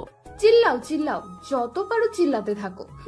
এই না না, দূর ছাই, কে শোনে কার কথা? জান্নাত আমার মাথার দুপাশে ধরে 4 ঠোঁট এক করে দিল। এখন বলো আমি তোমার কে? কাজটা কিন্তু তুমি ঠিক করলে না। ওই কুত্তা, তোরে আমি কি বলি আর তুই কি বলিস? ধুর, ভাল লাগে না। যাও তো, ফ্রেশ হয়ে এসো আগে। যাইতেছি, তারপর কিন্তু বলতেই হবে আমি তোমার কে, নইলে এইবার তোমার ঠোঁট একদম ছিঁড়ে ফেলবো। বলেই জান্নাত চলে গেল। আর আমি ভাবছি কি করতে চাচ্ছে এই মেয়েটা। ভাবতে ভাবতে আলিফ চলে আসলো। আর কিরে ভাইয়া, আসবো? দরজার দিকে তাকিয়ে দেখি আলিফের হাতে কিছু শপিং ব্যাগ। আরে আলিফ, তুই আয় আয়। আর এটা তো তোরই রুম, তুই আসবি, আমাকে জিজ্ঞেস করছিস কেন? আমার রুম, কিন্তু ভাইয়া রুমে তো তুমি একা নেই, সাথে ভাবিও আছে, তাই না? আর ভাইয়া, এটা তুমি একেবারে ঠিক করলে না। কি ঠিক করলাম না রে ভাই? এই যে বিয়ে করলে না জানিয়ে। তোরে কিভাবে জানাবো রে ভাই? আমি নিজেই জানতাম না যে আমি বিয়ে করেছি, তুই কেমনে জানবি? কিরে ভাইয়া, কথা বলো না কেন? কি ভাবো? আগে জানাইনি তো কি হয়েছে, এখন তো জানলি, তাই না? নাও, এইগুলো নাও, আর তাড়াতাড়ি এগুলো পরে বাইরে আসো। কি এগুলো? তোমার জন্য পাঞ্জাবি আর ভাবির জন্য বেনারসি। কিন্তু এগুলা কেন? আম্মু বললো তোমাকে নাকি বর বেশে দেখবে, তাই তাড়াতাড়ি চেঞ্জ করে চলে আসো। আর এই নাও তোমার ফোন, আম্মু দিল। রেখে যা। কিছুক্ষণ পরে জান্নাত বাথরুম থেকে বেরিয়ে আসলো। তারপর, কার সাথে কথা বললে গো এতক্ষণ? আলিফ আসছিল এগুলো দেবার জন্য। কি এগুলো? খুলে দেখো। ওয়াও, খুব সুন্দর এগুলো। আমাদের জন্য? আমার খুব পছন্দ হয়েছে, কিন্তু এগুলো কিসের জন্য? সবকিছু খুলে বললাম কি জন্য। তারপর দুজন রেডি হয়ে বাহিরে আসলাম। বাহিরে বের হয়ে যা দেখলাম, একজন মুরব্বী লোক খাতা কলম নিয়ে বসে আছে। দেখে মনে হচ্ছে কাজী হবে হয়তো, কিন্তু কেন? আয়, তোরা এখানে বস। খালামণি, উনি কে? উনি তো কাজী সাহেব। তোদের আবার বিয়ে দেবার জন্য নিয়ে আসলাম আলিফকে দিয়ে। আমার অনেক দিনের শখ ছিল তোর বিয়ে আমি নিজে দাঁড়িয়ে থেকে দিব।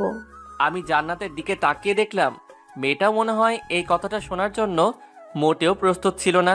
মুখটা একদম ফ্যাকাশে হয়ে গেছে, সাথে আমারও একই অবস্থা। কি বলো তুমি খালামণি? আমরা তো একবার বিয়ে করেছি, তাহলে আবার কেন?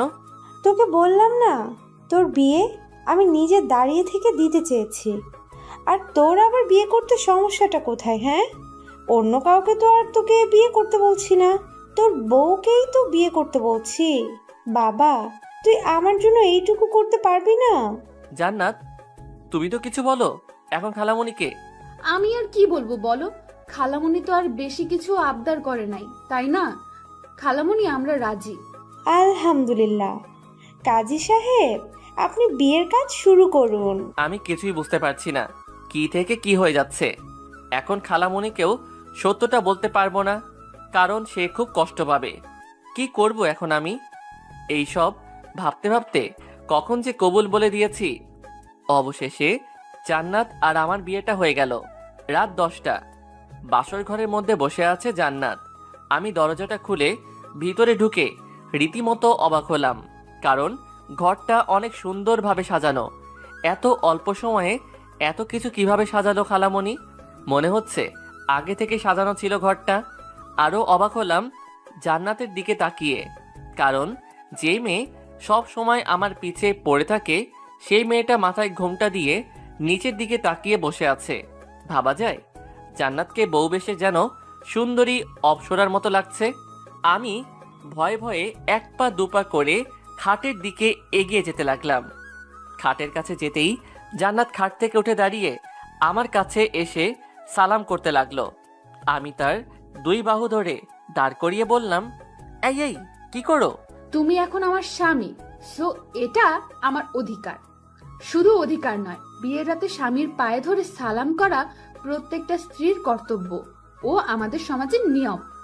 তাই আমাকে তুমি এটা থেকে বিরত রাখতে পারো না। কি আর করা, এই মেয়ের সাথে কথায় পারা খুবই মুশকিল। তারপর জান্নাত আবার আমার পা ছুঁয়ে সালাম করে নিল। তারপর, তোমার কি অজু আছে? না থাকলে করে আসো, আমরা 2 রাকাত নামাজ আদায় করব। আমি অজু করে আসছি। তোমার আছে? আছে, আসো তাহলে আমরা নামাজ আদায় করে নিই। জান্নাত 2টা জায়নামাজ বিছিয়ে দিল।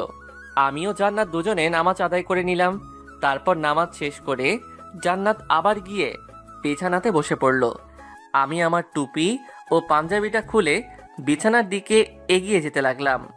বিছানার কাছে যেতেই জান্নাত একটা বালিশ হাতে নিয়ে আমার দিকে ঢিল মেরে দিয়ে বলল, একদম বিছানার দিকে আসবে না। কেন? কি হলো আবার মেয়েটার? কারণ তুমি ওই সোফায় গিয়ে ঘুমাবে আর আমি এই বিছানায়। বুঝলাম না, তুমি বিছানায় ঘুমাবে আর আমি সোফায় ঘুমাবো? কিন্তু কেন? আমাদের তো বিয়ে হয়ে গেছে, আমরা এখন স্বামী স্ত্রী। তাহলে একসাথে ঘুমালে সমস্যাটা কোথায়? কারণ তুমি তো আর একা না, তাই না? কারণ তোমার তো অনেক বান্ধবী আছে। ভার্সিটিতে রিয়া আপু, তারপর দেখলাম নাদিয়া নামের ওই পেতনি, আর এখন সামিরা আপু তোমার কথা বলে। তার সাথে আমার যখনই কথা হয়। কি বলো এগুলো? তুমি জানো আমি কত কষ্টে সেদিন রিয়াকে ফাঁকি দিয়ে আসছি। রিয়াকে যদি ভালোই বাসতাম তাহলে কি আর তাকে ওইভাবে অবহেলা করতাম? সে না হয় বুঝলাম, কিন্তু নাদিয়া আর সামিরা আপু, তুমি সেদিন নাদিরার সাথে কি কথা বললে যা আমার সামনে বলা যেত না? এই কথা এটা সেই দিন জিজ্ঞেস করলেই তো বলে দিতাম। এর জন্য আমার পাগলিটা অভিমান করে আছে। সেদিন বলো নাই তো এখন বলো। একদম মিথ্যা কথা বলবে না, তাহলে কিন্তু। আচ্ছা শোনো তাহলে, নাদিয়া আমার স্কুল জীবনের বান্ধবী, আর তোমার বেস্ট ফ্রেন্ডের ভাইয়ের গার্লফ্রেন্ড। ঠিক বুঝলাম না, তোমার বেস্ট ফ্রেন্ড তো নাবিলা, আর নাবিলার ভাই তো বুলবুল ভাইয়া। তার মানে নাদিয়া আপু বুলবুল ভাইয়ের গার্লফ্রেন্ড? মাই ডিয়ার বউ, তোমার আর আমার মধ্যে যেমন মনোমালিন্য হয়েছিল ঠিক তেমনি ওদের মধ্যেও একই অবস্থা হয়েছিল। তাই আমি তাদের সব কিছু ঠিক করে দিলাম। আর তুমি তো জানোই তোমার সামিরা আপুর বয়ফ্রেন্ড আছে। তাহলে আর সামিরা আমার একজন ভালো ফ্রেন্ড, বুঝতে পারলেন বউ? বলেই বালিশটা হাতে নিয়ে সোফার দিকে যেতে লাগলাম আর বললাম, তাহলে আমি কি এখন সোফাতে ঘুমাবো? কেন? তুমি তো বললে আমি যেন বিছানাতে না যাই। আমি আমি কখন তোমাকে বললাম? এইমাত্র বললে। ও, বুঝতে পারছি, তুমি তো আমায় ভালোই বাসো না, তাই তো সোফায় ঘুমাতে চাইছো না, তাই না? বুঝি তো, সব বুঝি। ও, এখানেও আমার দোষ হয়ে গেল, তাই না? নিজের কাঁধে কখনোই দোষ নিবা না। আমার বর থাকতে আমি কেন দোষ নিতে যাব? হয়েছে, আমার বরটার আর মন খারাপ করে থাকতে হবে না। আসো সোনামণি, তোমায় একটু আদর করে দিই। বলেই এক লাফে সোজা জান্নাতের কোলে মাথা রেখে শুয়ে পড়লাম। আর জান্নাত আমার মাথায় হাত বুলিয়ে দিতে লাগলো। আচ্ছা জান্নাত, ধরো যদি আমি সত্যি ওদের একজনের সঙ্গে প্রেম করতাম তাহলে কি করতে? তোমার মাথার সব চুলগুলো ন্যাড়া করে দিতাম, হাত পা ভেঙে দিতাম, আর নাকে ঘুষি মেরে নাক ফাটিয়ে দিতাম। ওরে বাবা, এত কিছু করতে? তখন তো আমায় কেমন বাজে দেখা যেত। তাতে আমার কি? তখন তো সবাই বলতো, দেখ দেখ জান্নাতের বরটাকে কেমন বাজে দেখা যায়। বলতো, কিন্তু কেউ তো আর তোমায় আমার থেকে আলাদা করতে পারতো না। বাহ, তোমার মাথায় তো সেই লেভেলের বুদ্ধি। তা আমায় কি এখন অমন করবে নাকি, যাতে আমার দিকে কেউ নজর না দেয়? না, তা করব না। তবে এমন কিছু করব যাতে করে কেউ তোমার উপর নজর দিলেও তোমার নজর যেন তাদের উপর না পড়ে। সেটা কিভাবে? আমার বেবি লাগবে, একদম ফুটফুটে কিউট বাচ্চা, যাতে তুমি তার কথা চিন্তা করে হলেও আমাদেরকে ছেড়ে না যাও। বলেই কেঁদে দিল আমার বুকের উপর মুখ লুকিয়ে। ধুর পাগলি, তোমাকে ছাড়া আমি বাঁচবই না।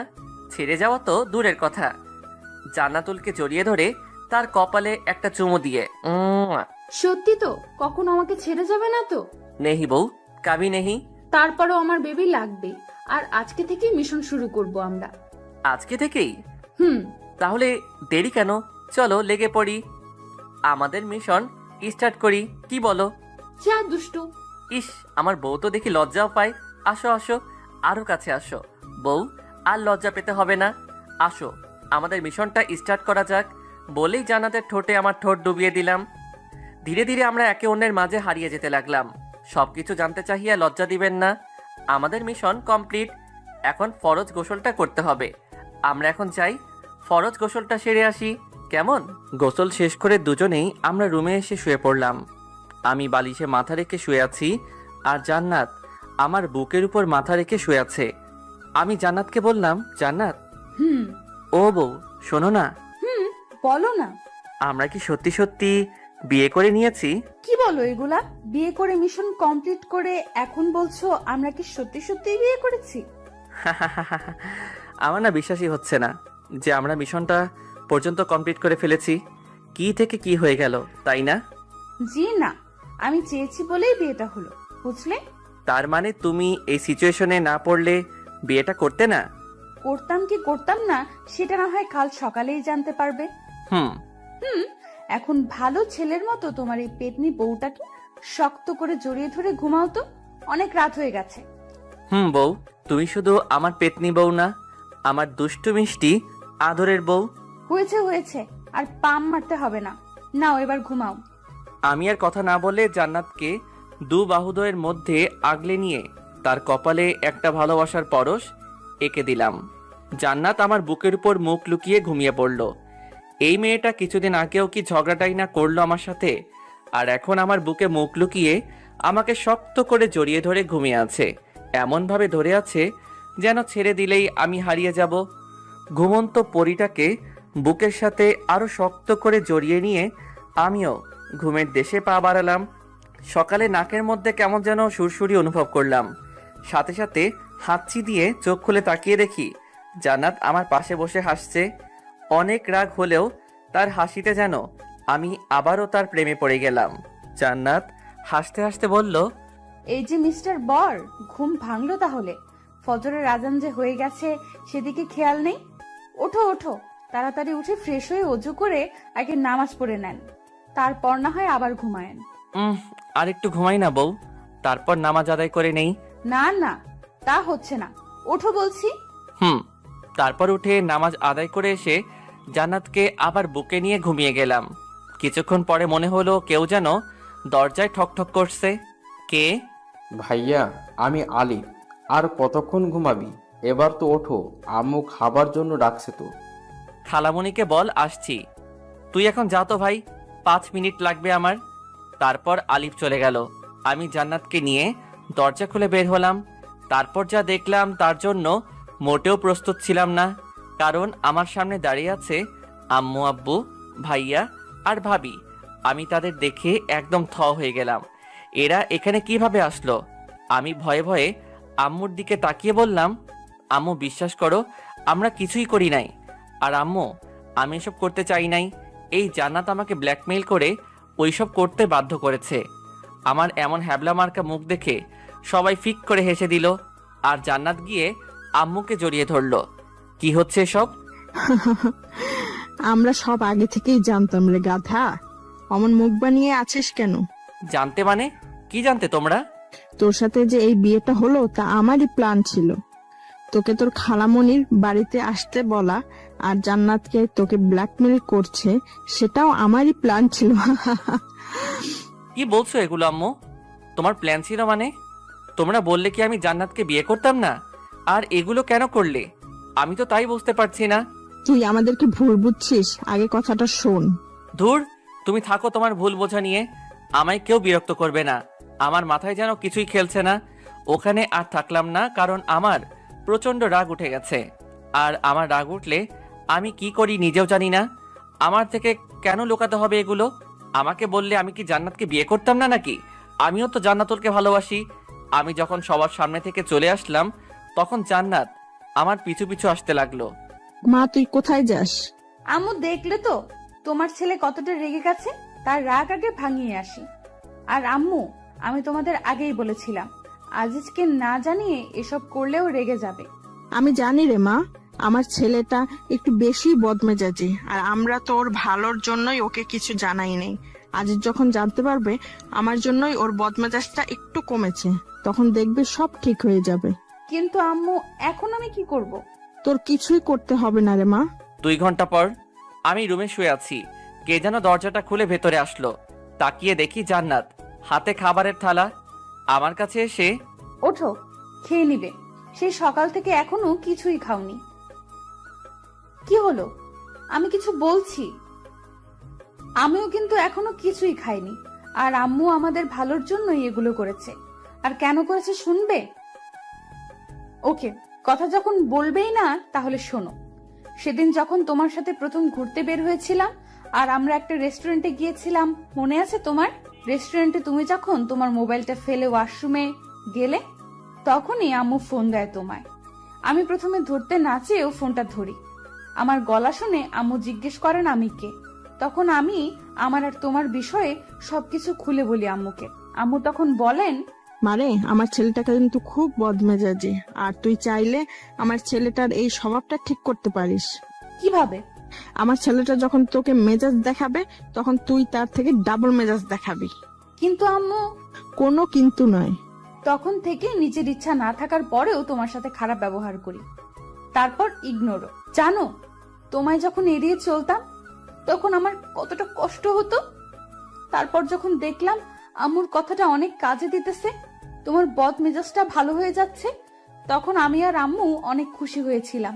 আর তারপর আজ এই দিন। কি হলো? তাও এখন আমার সাথে কথা বলবে না? ও, বুঝতে পেরেছি, তুমি তো এখন আর আমাকে ভালোই বাসো না, তো কথা বলছো না। ঠিক আছে, তুমি যখন আমাকে ভালোবাসো না আর কথাও বলবে না, তাহলে আমিও আর তোমার কাছে পড়ে থাকবো না, এখনই চলে যাব। বলেই জান্নাত যেই পা বাড়াবে অমনি ওর হাতটা ধরে এক টানে আমার বুকের উপর নিয়ে এসে, খুব সাহস হয়েছে না? আমাকে ইগনোর করা হয়েছে এতদিন, এখন আবার আমাকে ছেড়ে চলে যাবে না? খুব বার বেড়েছে তোমার, তাই না? আমাকে না জানিয়ে এক পা বাড়ির বাহিরে বের করলে একদম পা ভেঙে হাতে ধরিয়ে দিব। তুমি তো এখন আমায় ভালোই বাসো না, তাই তো কথা বলছো না আমার সাথে। ঠিক আছে, তোমার আর আমার সাথে কথা বলতে হবে না। আমি আর এখানে পড়ে থাকবো না, চলে যাবো আজই, আর এক্ষুনি। তুই জানিস, তোর সাথে যখন আমি কথা বলতে যেতাম আর তুই আমাকে এড়িয়ে চলতি, তখন আমার কতটা কষ্ট হতো। মনে হতো নিজেকে শেষ করে দেই।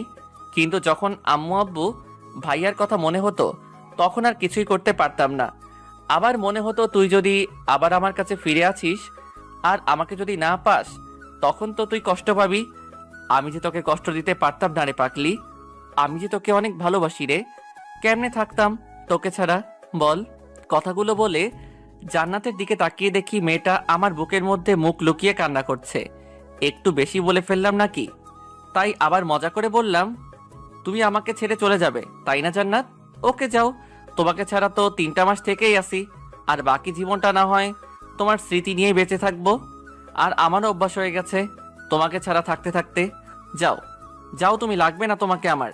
কথাটা বলতেই জান্নাত আমাকে আরো শক্ত করে জড়িয়ে ধরে হাউমাউ করে কান্না করে দিল। আমাকে তাড়িয়ে দিবে আজিজ? এইবার আমি তোমার থেকে আলাদা হলে মনে হয় আর বাঁচবো না আজিজ। আমি সত্যি সত্যি মরে যাব। তুমি জানো আজিজ, তোমাকে যখন এড়িয়ে চলতাম, ইচ্ছে না থাকা সত্ত্বেও তোমার থেকে যখন দূরে দূরে থাকতাম, তখন আমার কতটা কষ্ট হতো। মনে হতো আমার বুকের মধ্যে থেকে কেউ যেন আমার কলিজাটা বের করে নিচ্ছে। তারপরও তোমার থেকে দূরে থাকতাম তোমার ভালোর জন্য। আমাদের ভালোর জন্য। আমাকে তাড়িয়ে দিও না আজিজ, আমি যে তোমাকে ছাড়া বাঁচবো না। জান্নাতের গায়ে যতটা সম্ভব শক্তি আছে, সব শক্তি দিয়ে আমাকে জড়িয়ে ধরে কথাগুলো বলল। তুমি তো বললে আমার কাছে থাকবে না, চলে যাবে। সে তো তুমি আমার সাথে কথা বলছিলে না বলে তার জন্য বললাম। আচ্ছা ঠিক আছে, আমি যদি কখনো তোমাকে ছেড়ে চলে যেতে চাই তাহলে তুমি আমার হাত পা ভেঙে দিও, কেমন? তাও আমাকে তোমার কাছ থেকে যেতে দিবে না। ইস, শখ কত! আমার এত সুন্দর বউটার নাকি হাত পা ভেঙে দিব, তখন তোমাকে কেমন কেমন দেখাবে না? আর লোকে তখন আমাকে কি বলবে? বলবে, দেখ আজিজের বউটাকে কেমন দেখা যায়, একদম পেতনি। বললে বলুক, তাতে আমার কি? সেটা তো আর আমাকে বলবে না, তোমাকেই বলবে। আর তার জন্যই যদি আমাদেরকে কেউ আলাদা করতে না পারে তাহলে আমার হাত পা ভাঙতে কোনো সমস্যা নাই। আমাদেরকে এমনিতেই কেউ আলাদা করতে পারবে না রে পাগলি, সে শক্তি কারো আছে নাকি আল্লাহ তাআলা বাদে? আর যে আলাদা করতে আসবে আমি তারই হাত পা ভেঙে দিব না? আমিও ভেঙে দিব। ঠিক আছে, দিও। হুম এই বউ, আমার কিন্তু অনেক ক্ষুধা লেগেছে। হুম তোমার জন্য তো খাবার এনে রেখেছি, টেবিলে আছে, খেয়ে নাও। না থাক, খাবো না। খাবে না কেন? এই তো বললে তোমার নাকি অনেক ক্ষুধা লেগেছে। লেগেছে তো। তবে খাবে না কেন? কেউ একজন যদি খাইয়ে দিত তাহলে খাইতাম। তো সেই কেউ একজন তোমাকে না করেছে যে সে খাইয়ে দিবে না? বললেই তো হয় তুমি আমার হাতে খাবে। সেই কেউ একজন কি বোঝে না তারও তার বউয়ের হাতে খেতে ইচ্ছে করে? হয়েছে হয়েছে, আর ন্যাকামি করতে হবে না। আসো খাইয়ে দেই আমার বরটাকে। তারপর জান্নাত আমাকে খাইয়ে দিতে লাগলো আর আমি খাইতে লাগলাম। ওহ ভাই, জানেন না বউয়ের হাতে খেতে কতটা মজা। যে বউয়ের হাতে খাবার খায় সেই শুধু জানে এর হাতের খাবার একদম যেন অমৃত। দুঃখের বিষয়, আমি এখনো ছোট্ট বাচ্চা, একটা ছেলে, সবেমাত্র এসএসসি দিলাম। বিয়ে করা তো দূরের কথা, বউ পামু কই? জান্নাত আমাকে খাইয়ে দিতেছে আর আমার মুখের দিকে তাকিয়ে আছে। তার তাকিয়ে থাকা দেখে বুঝতে পারলাম ওরও অনেক ক্ষুধা লেগেছে। মেয়েটাও তো সারাদিন কিছু খায়নি, তাই আমিও এক লোকমা খাবার নিয়ে জান্নাতের মুখের কাছে ধরলাম। সাথে সাথে মেয়েটা খাবার মুখে নিয়ে নিল, যেন সেই অপেক্ষাতেই ছিল আমি কখন তাকে খাবার খাইয়ে দেই। খাবার মুখে নিতেই জান্নাতের চোখ দিয়ে পানি গড়িয়ে পড়ল। এটা কোনো দুঃখের পানি দেখলাম না, এটা যেন রাজ্য জয়ের আনন্দের চোখের পানি। সবার বউই চায় তার স্বামী তাকে একটু কেয়ার করবে, একটু ভালোবাসবে। খাবার সময় আবদার করে বর তার বউকে বলবে, তুমি আমাকে খাইয়ে না দিলে আমি খাবই না। বউ যখন তার স্বামীকে খাইয়ে দেবে, তার স্বামীও তখন তার বউকে খাইয়ে দেবে। এতটুকুই। বউদের তখন আর কিছুই যেন চাই না, এতেই নিজেকে যেন রানী মনে করেন। কথাগুলো ভাবতে ভাবতে আমাদের খাওয়া শেষ। তারপর আমার ফোনটা বেজে উঠল। বউ। ইউ। ও বউ, কি? আমার ফোনটা একটু এনে দাও না গো, টেবিলের উপর থেকে। পারবো না, নিজেটা নিজেই নিয়ে নাও। থাক, তোমার আনতে হবে না, আমি নিয়ে নেই। ফোনটা হাতে নিয়ে দেখি অচেনা নাম্বার। ধরার পরে, হ্যালো, আসসালামু আলাইকুম, কে বলছেন? ভাইয়া, আমি রাফি বলছিলাম, আপনার কলেজের ছোট ভাই। ও রাফি, ভাই বল। ভাইয়া, আপনাদের তো কালকে ফর্ম ফিল আপের লাস্ট ডেট। ও হ্যাঁ, তাই তো, ধন্যবাদ ভাই, আমার তো মনেই ছিল না। আরে ভাই, ধন্যবাদ দেওয়ার কি আছে, আমি রাখি তাহলে, কাল দেখা হবে। কে ফোন দিয়েছিল গো? রাফি কলেজের ছোট ভাই, কাল একবার কলেজে যেতে হবে, ফর্ম পূরণ করতে হবে। ও, তাহলে আর দেরি করো না। পরের দিন সকাল 7টা, জান্নাতের কপালে চুমু এঁকে দিয়ে ভার্সিটির উদ্দেশ্যে রওনা দিলাম। কলেজের মধ্যে ঢুকতেই আমার চোখ কপালে উঠে গেল। আমি ভাবতেও পারি নাই কলেজে ঢুকেই প্রথমে এই মেয়েটার সম্মুখীন পড়তে হবে, কারণ আমার সামনে রিয়া দাঁড়িয়ে আছে। আমি রিয়াকে দেখেও না দেখার মতো করে রিয়াকে পাশ কাটিয়ে যেতে লাগলাম। অমনি রিয়া, ওই আজিজ, দাঁড়াও। আমি দাঁড়িয়ে গেলাম আর রিয়া এক প্রকার দৌড়ে আমার কাছে চলে আসলো। কেমন আছো আজিজ? ভালো, তুমি? খুবই ভালো। আচ্ছা আজিজ, শুনলাম তুমি নাকি জান্নাতকে বিয়ে করেছো। কাজটা কি তুমি ঠিক করলে আজিজ? মানে কি বলতে চাচ্ছ তুমি? মানে কিছু না। আচ্ছা আজিজ, একটা কথা বলো তো, জান্নাতের মধ্যে কি এমন পেলে যা আমার কাছে ছিল না? জান্নাত তোমায় কি এমন সুখ দিতেছে যা আমি তোমায় দিতে পারতাম না? আমি কি তোমাকে জান্নাতের থেকে বেশি আমি তোমায় সুখ দিতে পারতাম? রিয়া, তুমি একটু বেশি বলে ফেলছো না? বেশি বলিনি আজিজ, তুমি হয়তো জানো না এই কলেজের শুধু স্টুডেন্টরাই আমার জন্য পাগল না, অনেক স্যারও আছে যারা আমার জন্য পাগল, আর আমি শুধুই তোমার জন্য পাগল। ছি রিয়া, তুমি কি সত্যি পাগল হয়ে গেলে নাকি? হ্যাঁ হ্যাঁ, আমি পাগল হয়ে গেছি, তোমার জন্য পাগল হয়ে গেছি। আচ্ছা, তুমি চাইলেই পরীক্ষা করে নিতে পারো কার কাছে বেশি সুখ পাও, তুমি আমার কাছে নাকি ওই জান্নাতের কাছে। এসো আমার সাথে, এসো কমন রুমে, তোমাকে দেখিয়ে নিয়ে আসি কে বেশি সুখ দিতে পারে। বলেই রিয়া আমার হাত ধরে টানতে লাগলো। আমি রিয়ার হাতটা ছাড়িয়ে রিয়াকে একটা গালে থাপ্পড় মেরে বললাম, ছি রিয়া, তোমার মন মানসিকতা এতটা নীচ? তোমাকে আমি একটা ভালো মেয়ে মনে করেছিলাম, কিন্তু তুমি তুমি আমাকে মারলে আজিজ? তুমি হয়তো জানো না আজিজ, আমি যা চাই তাই পাই, দরকার পড়লে জোর করে আদায় করে নেই, আর যদি তাও না পাই তাহলে কাউকে পেতে দেই না। এমন কমন ডায়লগ সবাই দেয়, আমিও তোমাকে তার ব্যতিক্রম মনে করি না। আমি কি জিনিস তুমি এখনো জানতে পারোনি আজিজ। তুমি কি করতে চাচ্ছ? Wait and see. Oh sorry, তুমি তো বেশিক্ষণ দেখতেও পারবে না। ওই তোরা কোথায়, চলে আয়। সাথে সাথে অনেকগুলা ছেলে এসে আমাকে চারদিক দিয়ে ঘিরে নিল। তাদের সকলের হাতে হকি স্টিক আর স্ট্যাম্প। কয়েকটা ছেলেকে দেখে চিনতে পারলাম ওরা রিয়ার কাজিন হয়। দাঁড়িয়ে দাঁড়িয়ে কি তোরা তামাশা দেখবে নাকি কাজ শুরু কর? হ্যাঁ পু, কাজ শুরু করছি। বলেই আমার পায়ের হাঁটুর গিরাতে একটা বাড়ি মারল। তাল সামলাতে না পেরে মাঠের মধ্যে পড়ে গেলাম। কি হলো, তোরা থামলি কেন? ওর এমন অবস্থা করবি যাতে বুঝতে পারে এই রিয়ার কথা না মানলে কি হয়। তারপর সবাই মিলে আমাকে মারতে লাগলো। ক্যাম্পাসের সবাই আমার দিকে তাকিয়ে আছে, কিন্তু কেউই এগিয়ে আসতে সাহস পাচ্ছে না। আমি যে ব্যথাতে বারবার চিৎকার করে উঠছি, মাগো ও মাগো, কিন্তু আমার চিৎকার সবার কানে পৌঁছালেও কেউ যেন শুনতে পাচ্ছে না। এতক্ষণ আমাকে মারতে দেখছিল কলেজের ছোট ভাই রাফি, তাই রাফি তাড়াতাড়ি করে বুলবুল রে ফোন দেয়। হ্যালো বুলবুল ভাইয়া। হ্যাঁ রাফি বল।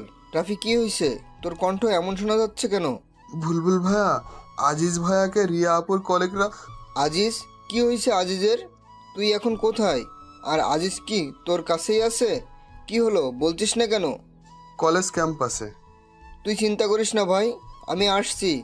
তুই রাহাত, সুমন আর আমাদের ক্লাবের সকলকে খবর দে, আমি আসছি। বুলবুল এক প্রকার পাগলের মতো দৌড় দিতে লাগলো। রাফি এদিকে রাহাত, সুমন আর তাদের ক্লাবের সকলকে খবর দিয়ে দেয়। সকলে ছুটে চলে আসে কলেজে। এসে দেখে আজিজ জ্ঞান হারিয়ে মাঠের মধ্যে পড়ে আছে। তবুও রিয়ার কাজিনরা আজিজকে মেরেই যাচ্ছে। বুলবুলদের দেখে রিয়া পালিয়ে যেতে লাগলে তাদের কলেজের আসিয়া নামের একটা মেয়ে রিয়াকে ধরে ফেলে, আর সাথে তার বান্ধবীরাও। এদিকে বুলবুল, সুমন, রাহাত ও তাদের বন্ধুরা রিয়ার কাজিনদের উড়াধুরা মারতে থাকে। কিছুক্ষণ পর পুলিশ চলে আসে সেখানে এবং সব কিছু পর্যবেক্ষণ করে রিয়া ও তার কাজিনদের ধরে নিয়ে যায়। এদিকে জ্ঞান হারিয়ে মাঠের মধ্যে পড়ে আছে আজিজ।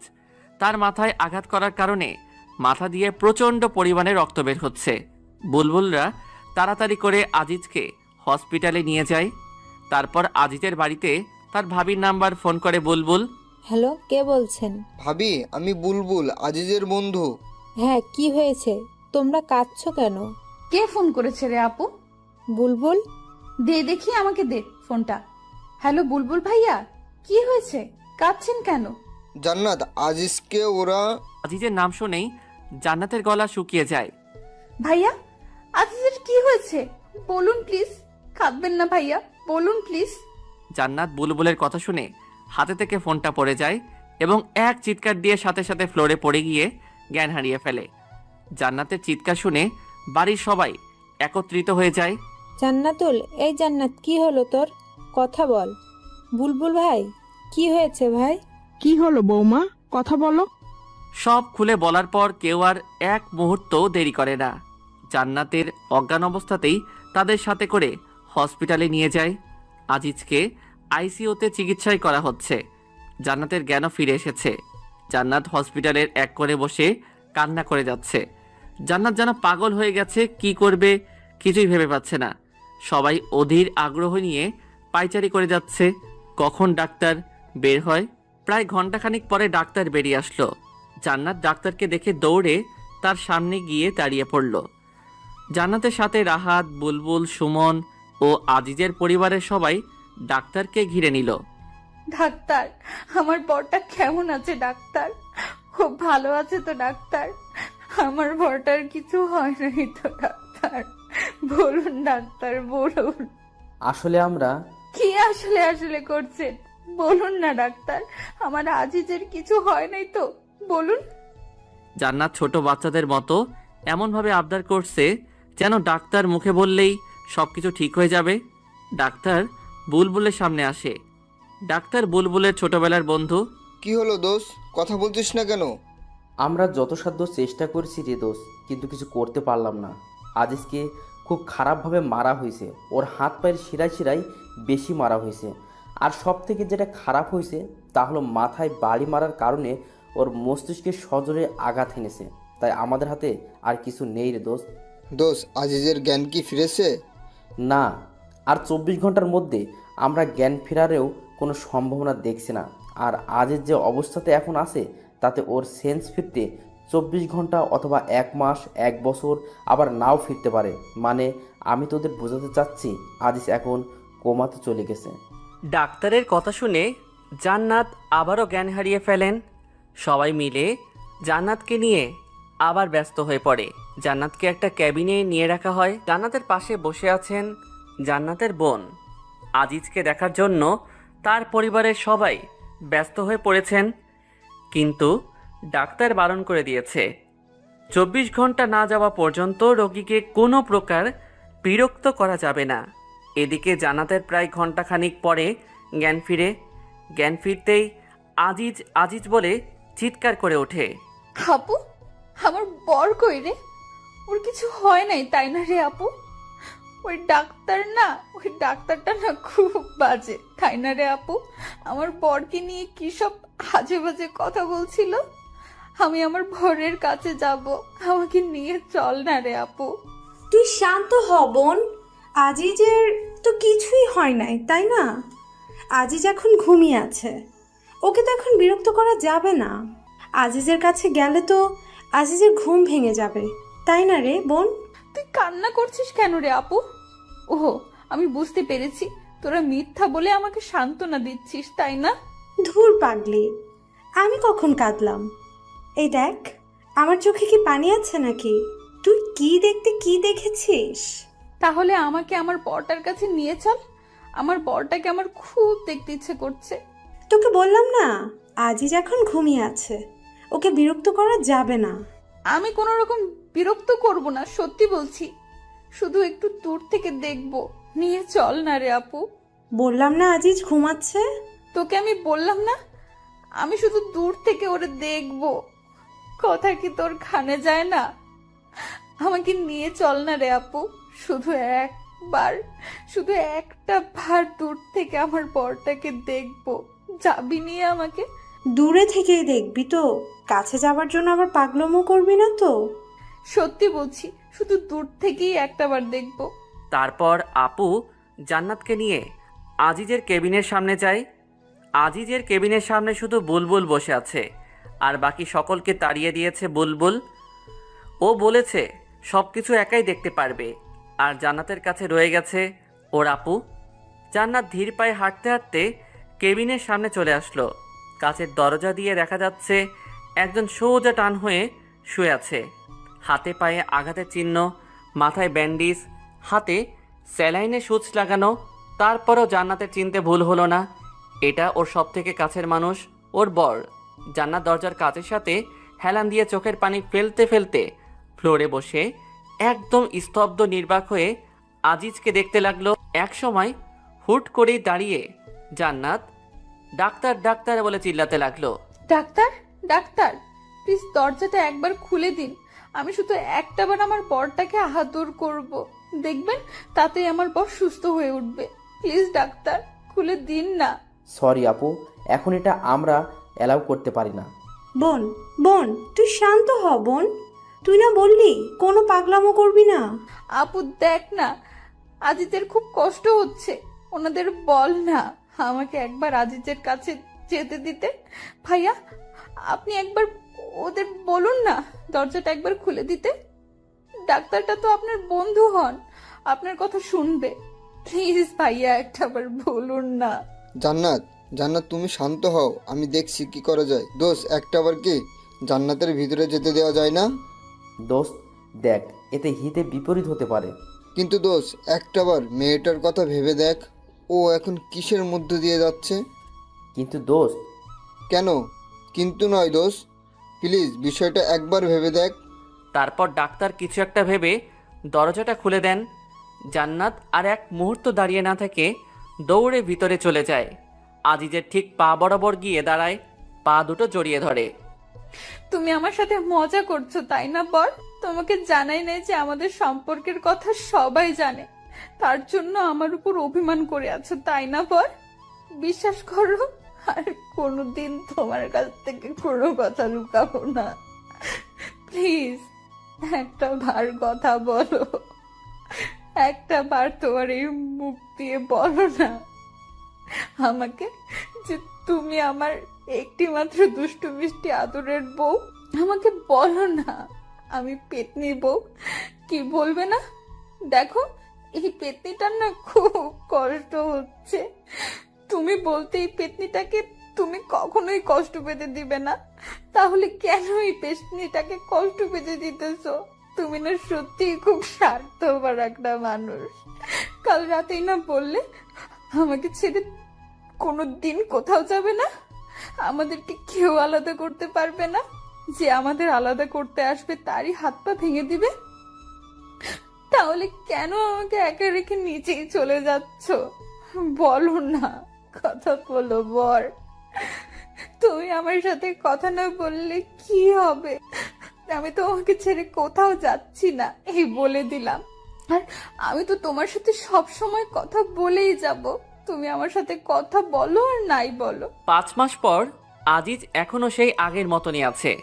জান্নাতের সাথে আর কোনো কথা বলে না, কিন্তু জান্নাত সবসময় আজিজের পাশেই থাকে আর সারাটা দিন ওর সাথে ভোগ ভোগ করেই যায়। এদিকে জান্নাতের আম্মু আজিজের আম্মুকে বলছেন, বেয়ান একটা কথা বলবো? জি বেআইন বলেন, এটা আবার জিজ্ঞেস করতে হবে কেন? বেয়ান দেখেন, আজই যেভাবে পড়ে আছে কম দিন তো হলো না, আর যে কথাটা বলতে চাইছি আপনি নিশ্চয়ই বুঝতে পারছেন। আমার মেয়ে জান্নাতের তো একটা ভবিষ্যৎ বলে কিছু আছে, তাই না বেয়ান? এভাবে আর কতদিন চলতে দেওয়া যায় আপনিই বলুন। আম্মু তুমি কি বলছো এসব? বৌমা উনি তো ঠিকই বলেছেন, আমার ছেলেটা তো আর ভালো নেই, আর জান্নাতেরও তো একটা ভবিষ্যৎ আছে, তাই আমার ছেলের জন্য তো আর জান্নাতের ভবিষ্যৎটা নষ্ট করতে পারি না। মা আপনি আম্মুর কথায় কিছু মনে করবেন না। আর আম্মু তুমি যা ভাবছো তা কিছুই হচ্ছে না। না মা, তা হয় না।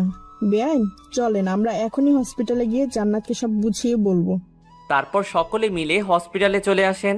এসে দেখে জান্নাত আজিজের গা মুছিয়ে দিচ্ছে। জান্নাত সকলকে দেখে, আরে আম্মু আপু, তোমরা তোমরা কখন এলে?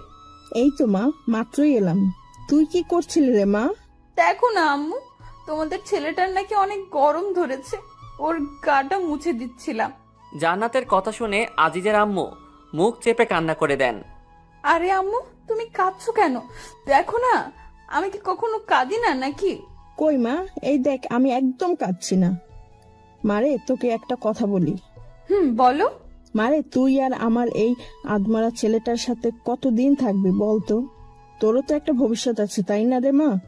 সেটাও তো ভাবতে হবে আমাদের। আজিজের আম্মু কথা শুনে জান্নাতের হাসি মাখা মুখখানা নিমেষে কালো হয়ে যায়। তুমি কি বলতে চাচ্ছ আম্মু? আমি আমার বরটাকে ছেড়ে চলে যাই, এটাই বলতে চাচ্ছ তাই না? হ্যাঁ রে মা, তুই একদম ঠিক ধরেছিস। আর কতদিন এই মিথ্যা জীবন কাটাবি বল? আম্মু তোমরা যদি ভেবে থাকো আমার বরের কাছ থেকে আমাকে আলাদা করবে, তাহলে ভুল ভাবছো। কিন্তু মা। কোনো কিন্তু না, তোমরা এখন এখান থেকে যাও তো, আমার ভালো লাগছে না। বিশেষ করে তোমাদেরকে এখানে আমার একদমই সহ্য হচ্ছে না। বের হও প্লিজ। জান্নাত তাদেরকে এক প্রকার ধাক্কায় বের করে দিল।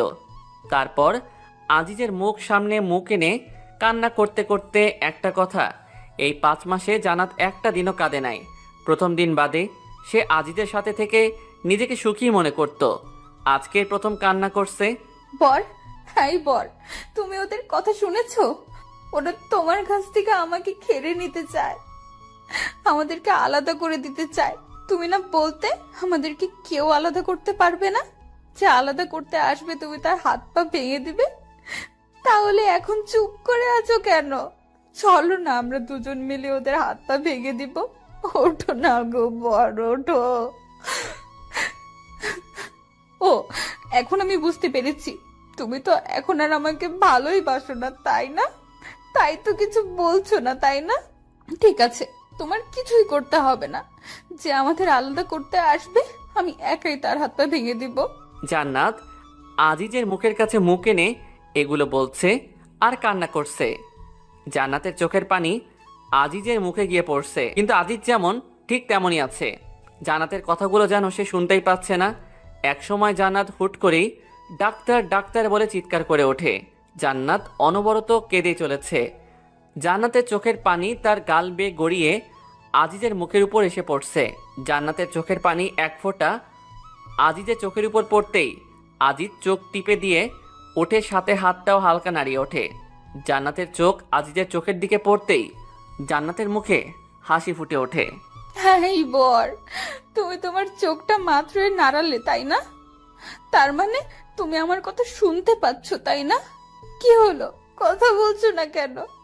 আমি জানি তো তুমি আমার কান্না একদমই সহ্য করতে পারো না, তাই তো চোখের ইশারা করে আমাকে কান্না করতে বারণ করছো, তাই না বর? ডাক্তার, ডাক্তার, কোথায় আপনারা? প্লিজ তাড়াতাড়ি আসুন ডাক্তার। কি হয়েছে, এমন উত্তেজিত হচ্ছেন কেন? দেখুন না, আমার বরটা একবার চোখ নাড়ানোর পরে আর নড়ছে না।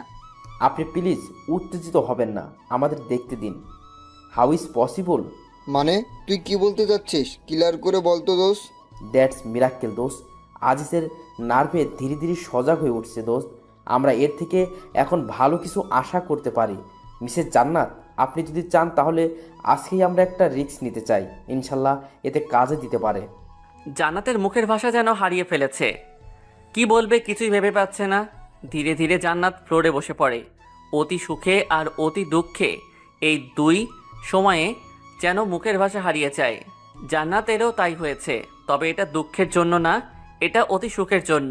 2 ঘন্টা পরে আইসিইউ এর দরজার সামনে ফ্লোরে বসে মুচকি মুচকি হাসছে জান্নাত। তার আজিজের সাথে যে দিন প্রথম দেখা হয় সেই দিনের কথা মনে হতেই জান্নাতের হাসি পাচ্ছে বারবার। সেদিন ছিল 21শে জুলাই, নাবিলার জান্নাতের বেস্ট ফ্রেন্ড বুলবুলের বোনের জন্মদিন। একটা ছেলে হ্যাবলার মতো জান্নাতের দিকে তাকিয়েছিল। জান্নাতের দিকে ওভাবে তাকিয়ে থাকা দেখতেই জান্নাত ছেলেটির সামনে গিয়ে, এই ছেলে, সমস্যা কি আপনার? জি আমাকে বলছেন? আপনাকে নয়তো এখানে আর কে আছে শুনি? আমার দিকে এমন হ্যাপলার মতো তাকিয়ে আছেন কেন? আমি কখন আপনার দিকে তাকালাম? আজিজের এমন চেহারা দেখে জান্নাতের হাসি পেয়ে গেল। একটা কিউট ছেলে ভয় পেয়ে গেলে যে তাকে আরও কতটা কিউট লাগে তা জান্নাত আজিজকে না দেখলে যেন বুঝতেই পারতো না। তারপরও জান্নাত হাসি লুকিয়ে মুখে আবারও রাগীভাবে এনে আজিজকে বলল, দেখুন, একদম মিথ্যা বলার চেষ্টা করবেন না। এত সময় ধরে আমার দিকে তাকিয়ে থেকে এখন বলছেন তাকাইনি? আপনি ছেলেটা খুবই ফাজিল। সরি। ও, এখন ধরা পড়ে গেছেন এজন্য সরি বলা হচ্ছে না? মেয়েদের দিকে হ্যাবলার মতো তাকিয়ে থাকতে লজ্জা করে না? আমি আপনার দিকে মোটেও ওভাবে তাকিয়েছিলাম না, আর তারপরেও সরি তো বললাম।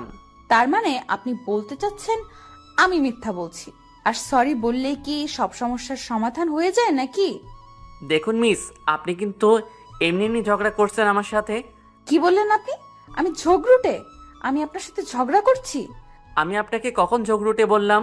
মাত্রই বললেন আমি নাকি আপনার সাথে ঝগড়া করছি, এখন আবার বলছেন কথা বললাম। ধুর, আপনার সাথে কথা বলাটাই ভুল। বলেই রাখতে রাখতে সেখান থেকে অন্য জায়গায় চলে যায় আজিজ। আর এদিকে জান্নাত হাসতে হাসতে যেন শেষ। কি ভীত ছেলে রে বাবা, একটুতেই কেমন ভয় পেয়ে গেল। কিন্তু কথা বলতে ছেলেটা ভয় পেলে অনেক কিউট লাগে, একদম যেন কিউটের ডিব্বা। এরকম একটা কিউট ছেলেকেই তো খুঁজছিলাম এতদিন। এমন একটা কিউট বিএফ যদি আমার থাকতো, উফ, ভাবতেই কেমন কেমন লাগে। এখন যাই, ছেলেটাকে নাবিলার কাছ থেকে শুনে আসি। কি ঝগড়ুটে মেয়ে রে বাবা, একটু নাই তার দিকে তাকিয়েছিলাম, তাই বলে কি এভাবে পায়ে পাড়া দিয়ে ঝগড়া করবে নাকি? আমার জন্য সব মেয়েরা পাগল, আর এর দিকে তাকাতেই বাপরে বাপ, ভাগ্য ভালো এমন কোনো গার্লফ্রেন্ড আমার নেই। থাকলে তো জীবনটা তেনা তেনা বানিয়ে ছাড়তো। তবে গার্লফ্রেন্ড হলেও মন্দ হতো না, cause she is very cute girl. দোস্ত এদিকে একটু শোন তো। বল। দোস্ত ওই ছেলেটা কে রে? কোন ছেলেটাকে? ওই যে বুলবুল ভাইয়ের সাথে দাঁড়িয়ে দাঁড়িয়ে কথা বলছে সেই ছেলেটা। ও, ওইটা তো আজিজ ভাইয়া, ভাইয়ার বেস্ট ফ্রেন্ড। কেন রে, প্রেমে টেমে পড়ে গেলে নাকি আজিজ ভাইয়ার? ধুর, কিছু বলিস না। ছেলেটা আমার দিকে কেমন ড্যাব ড্যাব করে তাকিয়েছিল, তাই বললাম। কি, আজিজ ভাইয়া তাকিয়েছিল তোর দিকে? ভাইয়াকে দেখে পছন্দ হয়ে গেছে আর এখন আমার কাছে এসে ঢপ মারছিস, তাই না? তুই কি বলতে চাচ্ছিস? আমি দেখতে সুন্দরী না? আমার দিকে ছেলেটা তাকায় না, তাই তো? আমি কখন তোকে বললাম তুই সুন্দরী না? আমি তো বলছি আজিজ ভাইয়া কোনো মেয়ের দিকে ফিরেও তাকায় না, কিন্তু ভাইয়ার জন্য তো তাদের ভার্সিটির মেয়েরা আজিজ বলতে পাগল। ও তাই বল। কি, প্রেমে পড়ে গেলি নাকি রে দোস্ত? তাতে একটু একটু পড়ে গিয়েছি রে দোস্ত, হেল্প কর না দোস্ত। ওকে ডান, বাট ট্রিট কিন্তু দিতেই হবে দোস্ত। ওকে ট্রিট দিব, যা, কিন্তু এমন কিছু করবি যাতে তোর আজিজ ভাইয়া নিজে এসে আমাকে প্রপোজ করে। আমি কিন্তু প্রপোজ করতে যাব না। ওকে দোস্ত, তাই হবে, তুই শুধু দেখ কি করি। তারপর নাবিলা তার ভাই বুলবুলকে সব কিছু বুঝিয়ে বলে। বুলবুল প্রথমে রাজি না হতে চাইলেও পরে জান্নাতের রিকোয়েস্টে আর বোনের মুখের দিকে তাকিয়ে রাজি হয়ে যায়। তারপর বুলবুল আজিজকে কি যেন বলে, সব ম্যানেজ করে নেয়, কিন্তু তা আর জান্নাত ও নাবিলাকে কিছু বলে না। আর সেই দিনেই আজিজ জান্নাতকে প্রপোজ করে। কি রোমান্টিকভাবেই না প্রপোজ করেছিল সেদিন আজিজ জান্নাতকে। জান্নাত, এই জান্নাত, এত কি ভাবছিস বোন? হাসছিস কেন? আরে আপু, তুমি কখন এলে? আজিজের অপারেশন কি হয়ে গেছে? না, এখনো হয় নাই রে বোন, অপারেশন চলছে। তবে আল্লাহর উপর ভরসা রাখ, এইবার তিনি আমাদের উপর মুখ তুলে তাকাবেন রে বোন, ইনশাআল্লাহ। আপু। কিছু সময় পরে ডাক্তার আইসিইউ থেকে বেরিয়ে আসলেন। ডাক্তারকে দেখে সবাই তার সামনে এসে দাঁড়ালেন। বাবা, আমার ছেলেটা ঠিক হয়ে গেছে, তাই না? দোষ আজিজ। স্যার আমার বর, ডাক্তার আমার বর। সরি, আমরা কিছু করতে পারলাম না, এই কথাটা এবার বলবো না। আলহামদুলিল্লাহ, অপারেশন সাকসেসফুল। মিস্টার আজিজ এখন সম্পূর্ণ সুস্থ আছেন। ডাক্তারের কথা শুনে সবার চোখ দিয়ে পানি বের হয়ে আসলো। তবে এটা কোনো দুঃখের পানি না, এটা হলো আনন্দের পানি। আমি আমার বরকে দেখবো ডাক্তার সাহেব, প্লিজ। অবশ্যই, কেন না। তবে ওনাকে এখন ঘুমের মেডিসিন দিয়ে ঘুম পাড়িয়ে রাখা হয়েছে, সো এখন ওনাকে বিরক্ত না করাই আমার মনে হয় ভালো হবে। ধন্যবাদ ডাক্তার। জান্নাত কথাটা বলেই আজিজের কেবিনের দিকে এগোতে লাগলো। হঠাৎ জান্নাত মাথায় হাত দিয়ে পড়ে যেতে লাগলে আপু তাকে ধরে ফেলে। কি হলো তোর বোন, এমন করছিস কেন? আপু, আমার কেমন যেন মাথাটা ঘুরছে। বলেই জান্নাত জ্ঞান হারিয়ে ফেলে। সবাই আবার জান্নাতকে নিয়ে ব্যস্ত হয়ে পড়ে। হুট করে মেয়েটার আবার কি হয়ে গেল। জান্নাতকে একটা কেবিনে নিয়ে যাওয়া হয় এবং ডাক্তার জান্নাতকে ভালোভাবে দেখার পর, ডক্টর, আমার মেয়েটার আবার কি হলো? আন্টি, আপনার বৌমার মহা অসুখ হয়েছে। কি বলছো তুমি? কি বলিস দোষ, পাগল টাগল হয়ে গেলি নাকি তুই? না, আমি একদম ঠিক আছি। এখন তুই যা মিষ্টি আনার ব্যবস্থা কর। তোর কি মাথা ঠিক আছে দোষ? এই বলিস জান্নাতের মহা অসুখ, এখন আবার বলছিস মিষ্টি আনতে? কি বলিস? আমরা তো কিছুই বুঝতে পারতেছি না। সরি দোস্ত, তোদের সাথে মজা করলাম। আন্টি, আপনি দাদিমা হতে চলেছেন, মানে জান্নাত মা হতে চলেছে। ডাক্তারের কথায় সবাই একসঙ্গে বলে উঠল আলহামদুলিল্লাহ। সবাই অনেক খুশি।